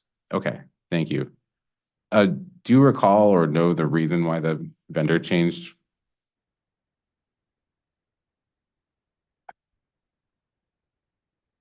The specific reason, I'm not sure, but I believe it was at the end of that, the contract term. And so at that point, it was competitively bid. through an RFP process to bring on a new vendor. Okay, Just for clarification, you're talking the transition from one vendor to the other, not the name of the. Yes. Okay, that's. Yes. Okay. thank you. Yes, for the record, I was asking about the change from Allstate to Clean Harbors, which the different vendors.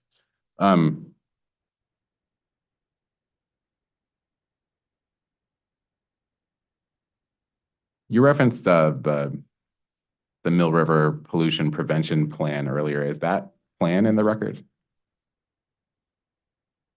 It's not. Okay.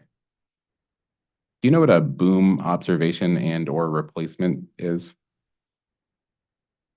Yes, that is, you know, what we referred to as the inspections that occur as part of that plan. Okay. And I was noticing that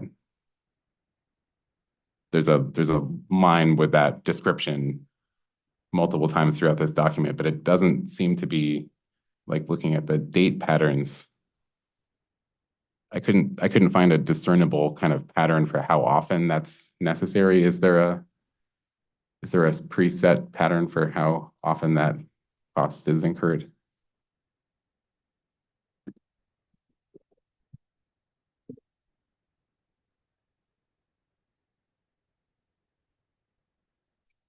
Right, there is a frequency that the vendor would go out and check.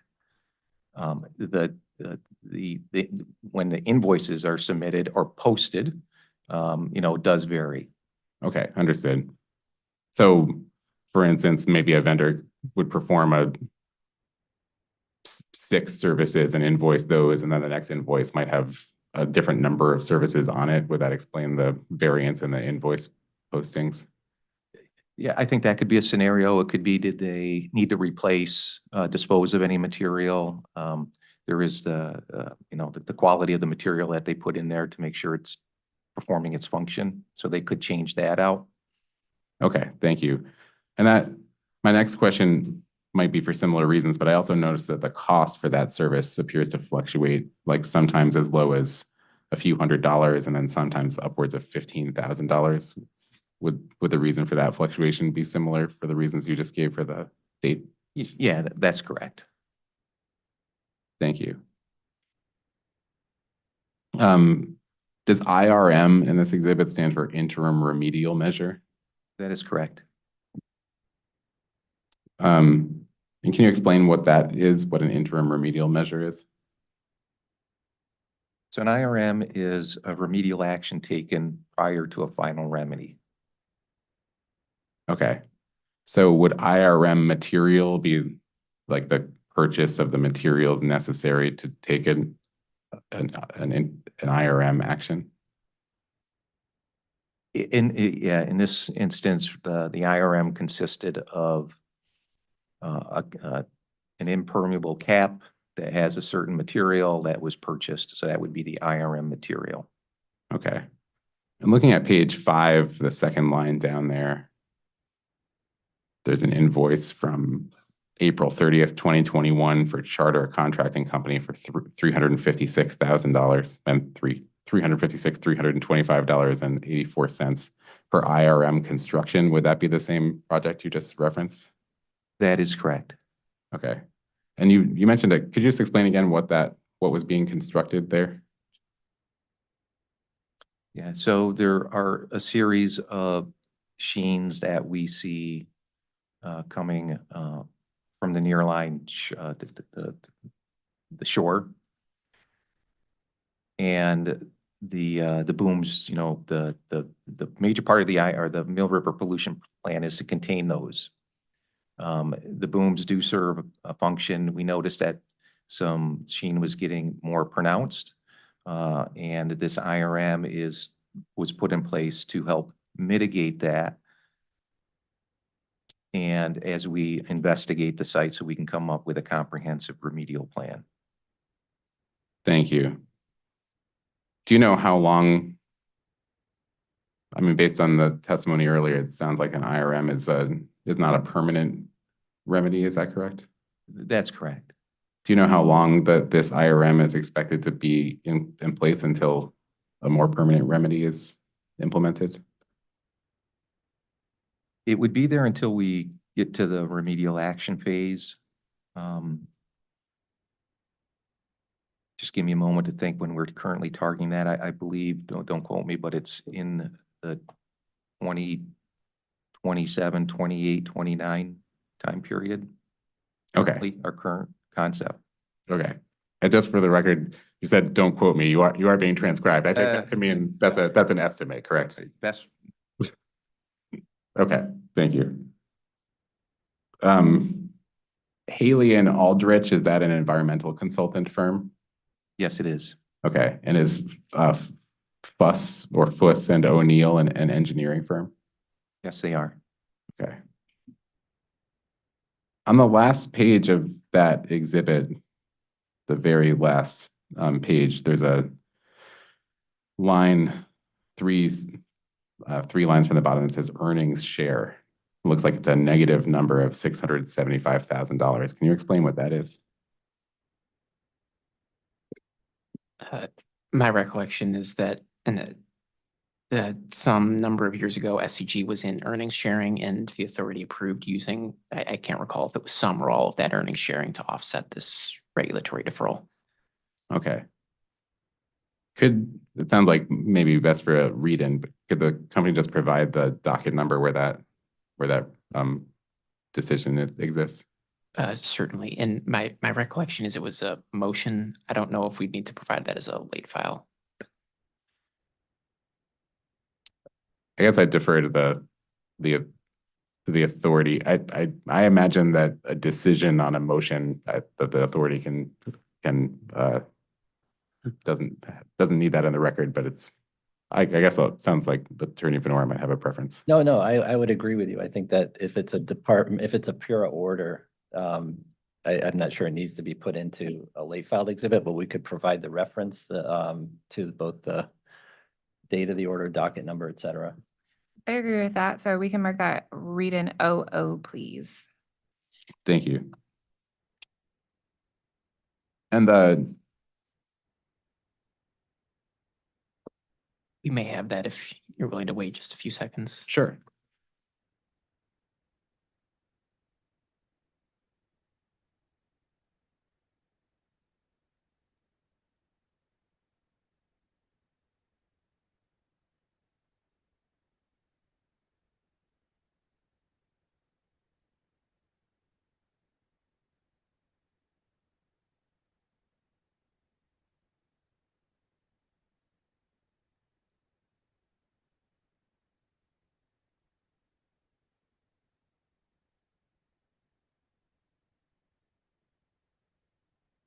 We found a section of the settlement agreement describing this possibility, but we'll need a little more time to track Sure. down the specific motion. Thank you. The carrying cost of $98,738 that's reflected on this exhibit, how is that calculated? At what rate was that calculated? That would have been the company's weighted average cost of capital, and I suspect we've submitted a data request illustrating that computation. Yes, thank you. And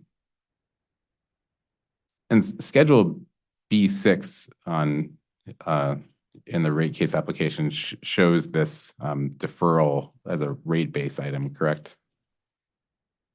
Correct. And that schedule showed there is $4,255,000 in that rate base item in the test year. Is that correct? Could you just repeat the number that you said? 4255. Yes, I see that. Thank you. Mr. Hurwitz, we've had a couple of discussions in earlier panels about deferrals and carrying costs and whether and when they're considered in rate base. Was this considered to be included in rate base during the test year because of the settlement provision in the previous docket allowing for the deferral? The settlement agreement in the previous docket did allow for the deferral, although let me just be careful to distinguish that these particular expenses were incurred after that settlement agreement. So these are over and above the specific amounts contemplated in that proceeding. Yes, understood. Thank you. And would that be in the settlement agreement in 170542? Would that be the provision on that's labeled 1.6.2? One moment.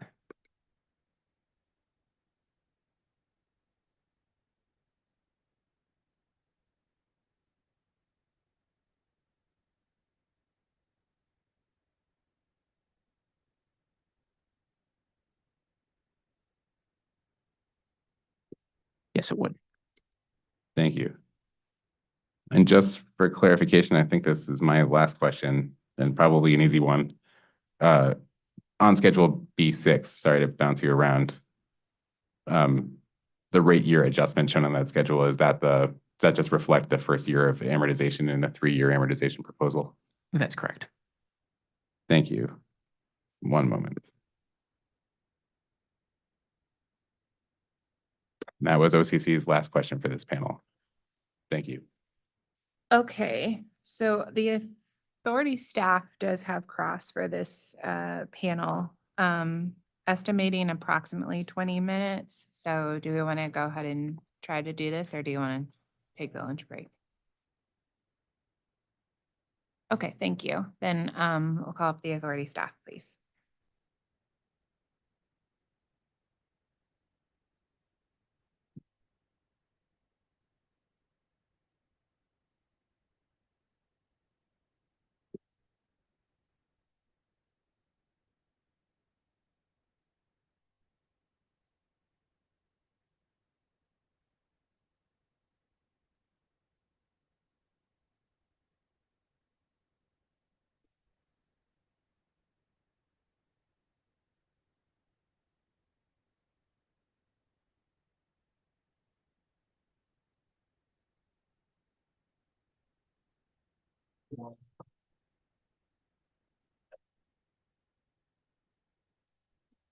Mr. Vacalina. Oh, sorry. Excuse me. Attorney Will did ask some questions that I had, but not all of them. It's only fair, like you said, right? Okay.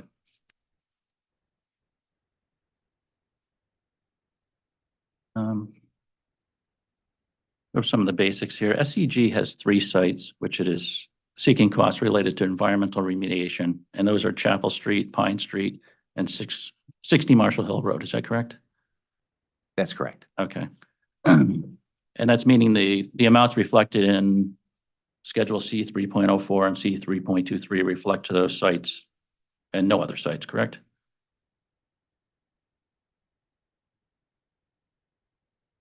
That's correct. Okay. And you do have a 4th site, the Housatonic Avenue, MGP, which has no cost reflected in this rate case. That is correct. Okay, I'll just go over some confirmations here. On C 3.04, you have an amount of 1.422 million in the rate year and 1.3 million in the test year. Is that correct? For these 3 sites?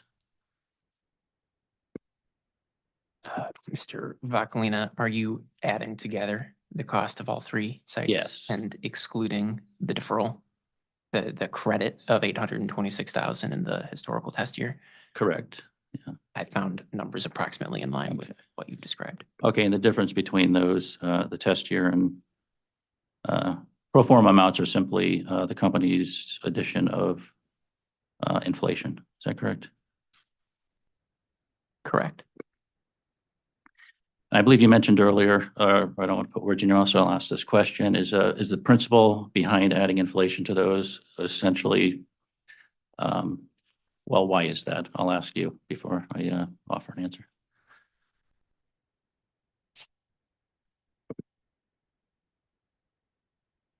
So I think as a general matter, everything we described during the revenue requirements panel regarding the application of an inflation factor would apply with respect to Chapel Street specifically. I think there was some discussion in the environmental panel's testimony regarding the costs we expect in the rate year to significantly exceed this. However, those costs are variable. They can fluctuate for reasons that my co-panelists can describe. And we felt that test year plus an inflation adjustment represented a known and measurable and reasonable baseline to reflect in the rate year. And I believe Mr. Attorney Wheel went over the differences in treatment. Pine Street and 60 Marsh Hill Road, the company is proposing to collect anticipated expenses and base rates consistent with test year costs, plus inflation. Correct. In Chapel Street, a little bit different. You're proposing to reflect the current expense of $893, which is test year plus inflation, with a deferral mechanism that will reconcile to actual cost on an annual basis. Correct. Okay. And please go over once again, if you previously did, indulge me, the difference for the treatment. I think the difference is primarily related to the phase in which each projects are in. For Chapel Street, it's really environmental remediation, whereas as labeled on Schedule C 3.04, Pine Street and 60 Marshall Road are OM&M, or ongoing maintenance and monitoring, which we think distinguishes the sites. Okay. Return to Exhibit SCG ERP4. Please.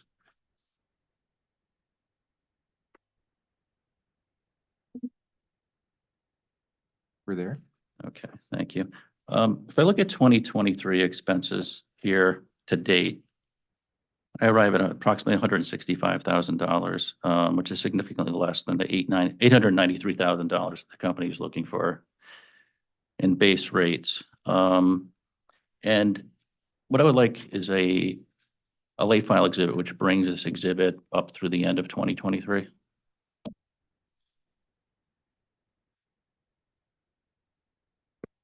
The same format. Yes, we can do that. Okay, thank you. Okay, that's late file exhibit 185.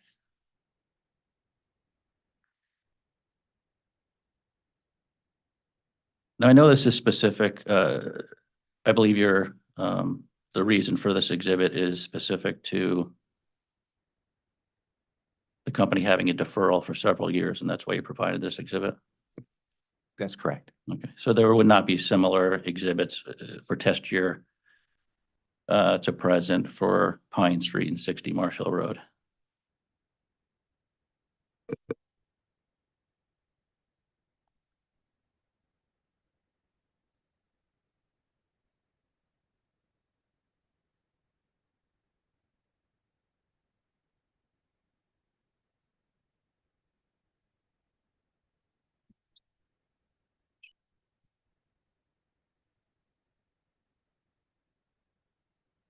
We would be happy to prepare such exhibits. If we can add those to that late file exhibit. Okay, so 185 is to both update exhibit ERP4 through the end of 2023. And what was the second part of that, please? It would include all three SIR sites. So Chapel Street, Pine Street, and 60 Marshall Road. Thank you. Thank you. For clarifying, that was test year through the end of 2023? Yes. Yes. Okay, thank you. And there was discussion about documentation filed related to the three sites. And you referred to OCC 639. Do we have anything, does 639 provide documentation such as invoices for these specific, the three sites individually that tie back to the amounts requested here?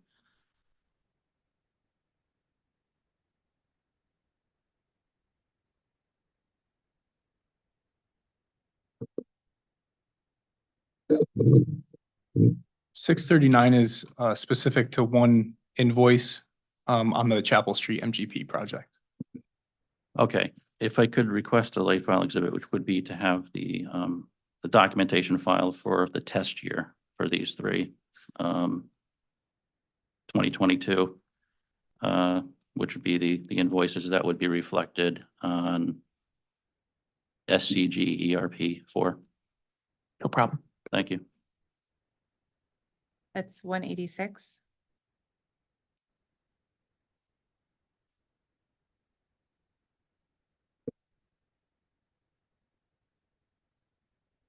And the deferral amount for Chapel Street is set, if approved as proposed here, to $5.534 million, subject to reconciliation to amounts, well, I guess it's subject to reconciliation of actuals versus what's included in base rates, which will be reviewed in the company's next rate case. My apologies, Mr. Vacarena. Could you please I'm repeat the sorry, question? it's day 10, so here we are. The deferral amount the company is proposing here, if approved, would be $5.534 million for Chapel Street, amortized over 3 years as proposed. That's correct. Okay, and amounts over and above that or below that, due to the reconciliation mechanism, would be subject to review in the company's next rate case. I think you've got the right idea. I might just clarify one detail. That 5.5 million is amounts the company has already incurred, so there wouldn't be a reconciliation on that balance. But to your point, going forward, there would be a reconciliation of amounts the company incurs over and above the baseline we're proposing to include in base distribution rates, which is the $893,000 on Schedule C 3.04 we were discussing. Yeah, specific to that. Yes. Specific to the 893. Yes, correct. Now there was some talk about going back to the deferral amount and 1.8 million recognized in the 2017 decision. And it's an amount that's been accruing since then to the $5.534 million. Now, did the authority authorize carrying charges on this amount specifically in that 2017 decision or in any other form? I don't recall.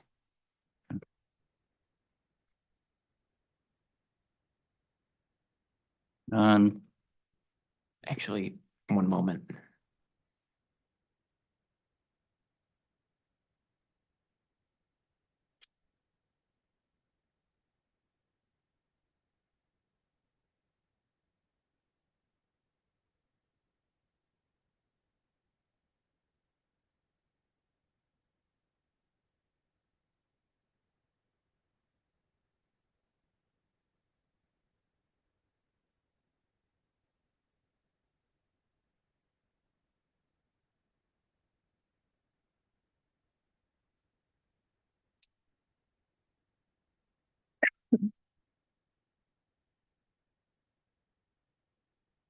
I'll have to stick with I don't recall. I was trying to piece together a couple things, one too many things for day 10 of the hearings. Understood. And Attorney Wheel also mentioned the rate base amount on B 6.0. With the only three places, with the three places that costs associated with environmental remediation be reflected in this rate case, be C 3.04, C 3.23, and B 6.0. That's correct. Though those schedules you just noted will have flow through effects on other elements of the revenue requirement. Correct. That's correct. Okay, thank you.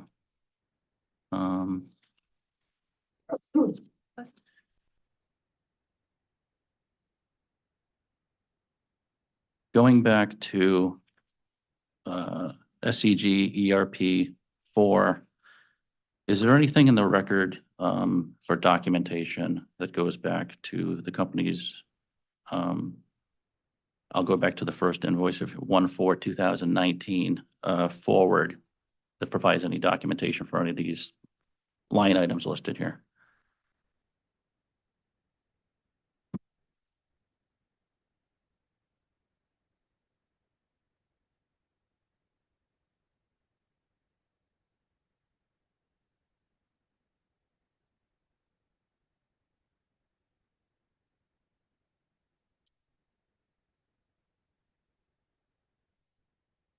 Mr. Vaquelino, our recollection is that we provided invoices greater than $50,000 during the OCC's audit, but subject to the OCC 639, which we discussed earlier, we don't recall providing further invoices on the record. Okay.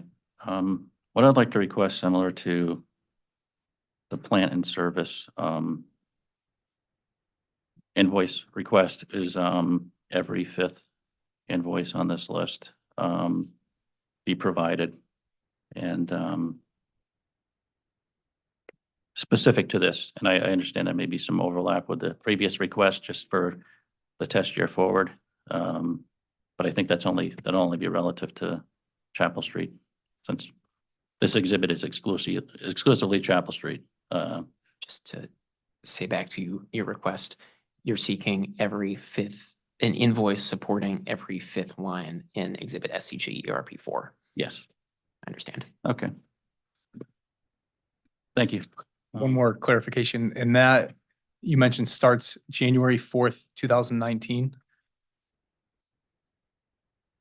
I may have been looking at the wrong page. No, I think 6/8/2017. Does that sound better? Okay. Yes, thanks. That's late file exhibit 187.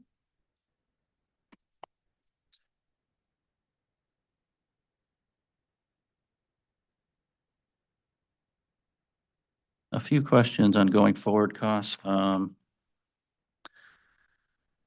What are the company's estimates for remediation expenses going forward, and the next 10 years? Do you have an estimate of the next 10 years? Not off the top of my head. Yeah, and what we have stated, at least for Chapel Street, in this rate case and the prior one, is that that project's estimated at 50 million, or maybe a little more. That estimate is still being refined.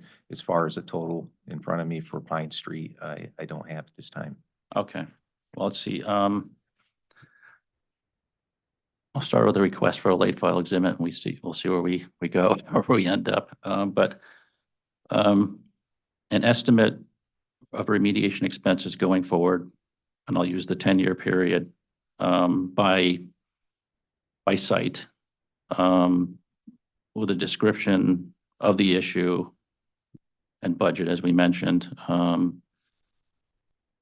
for completing remediation, but I guess it won't be completion, but what, I guess for the next 10 years, what the annual is, and then I put an estimated for whatever the total is, if that extends out past the 10 years. And then also verification of if the sites have deep approved investigation or remediation plans.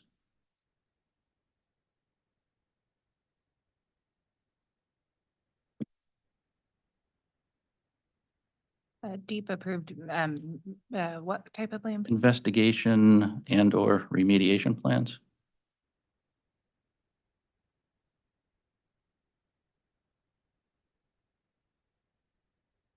Okay, that's 188, please.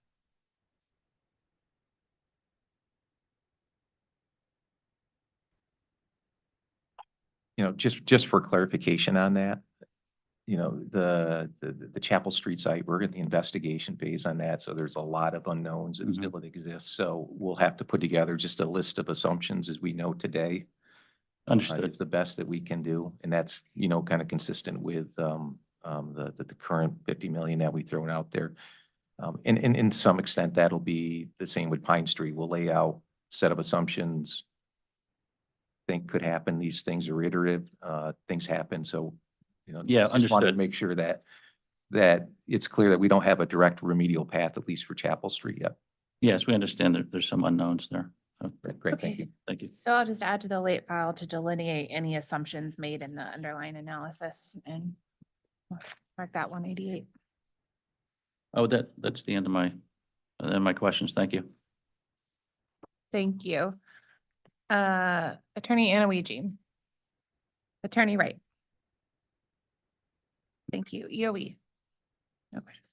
Commissioner Karen. No question. I have no questions. Attorney Venora, do you need a moment to consider redirect?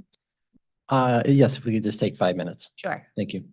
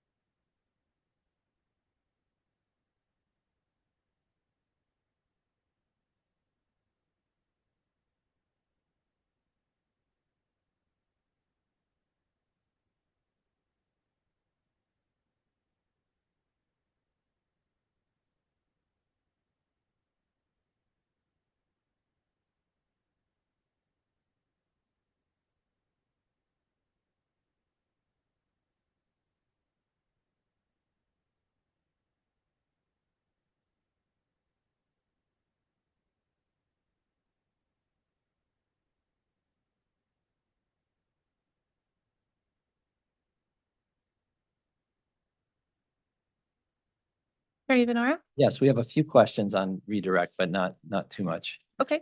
So I'll just start with Mr. Hurwitz. At the start of the OCC's cross, I think the first question relating to CNG, and I think the question is whether CNG had any remediation sites. Can you just clarify the information on that? I can. Well, CNG is not seeking any costs related to environmental sites. There is one, and that was described in the direct testimony of the revenue requirements panel at pages 37 to 38. Again, we're not seeking cost recovery for it, but there is a site. Okay, thank you.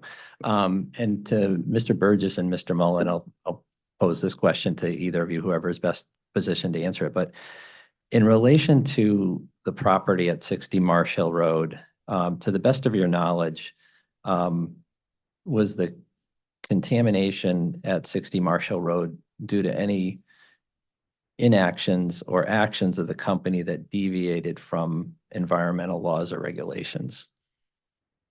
No, Okay. And to the best of your knowledge, have the company's operations on that site over time conformed to environmental laws, regulations, and industry best practices? yes, they have. Okay. Have standards evolved and changed over time during the company's use of the 60 Marsh Hill Road property? Yes, they have. Since the company was operating it since 1994, environmental regulations have changed, industry standards have changed. And then, fast forward a little bit until the company purchased the property, it entered into the Transfer Act. The regulations and the standard of care has changed and evolved. Okay, and in connection with that, does the company have processes in place to ensure that it continues to comply with environmental standards as they evolve? Yes, we continuously review the project, and we have retained a licensed environmental professional in the state of Connecticut that is familiar with the regulations and is overseeing the investigation and remediation work on the site. So they're also, continuously reviewing it and making sure that we're in compliance. Great. Okay, thank you. That's all we have for redirect. Thank you. Thank you to the panel. The panel is excused.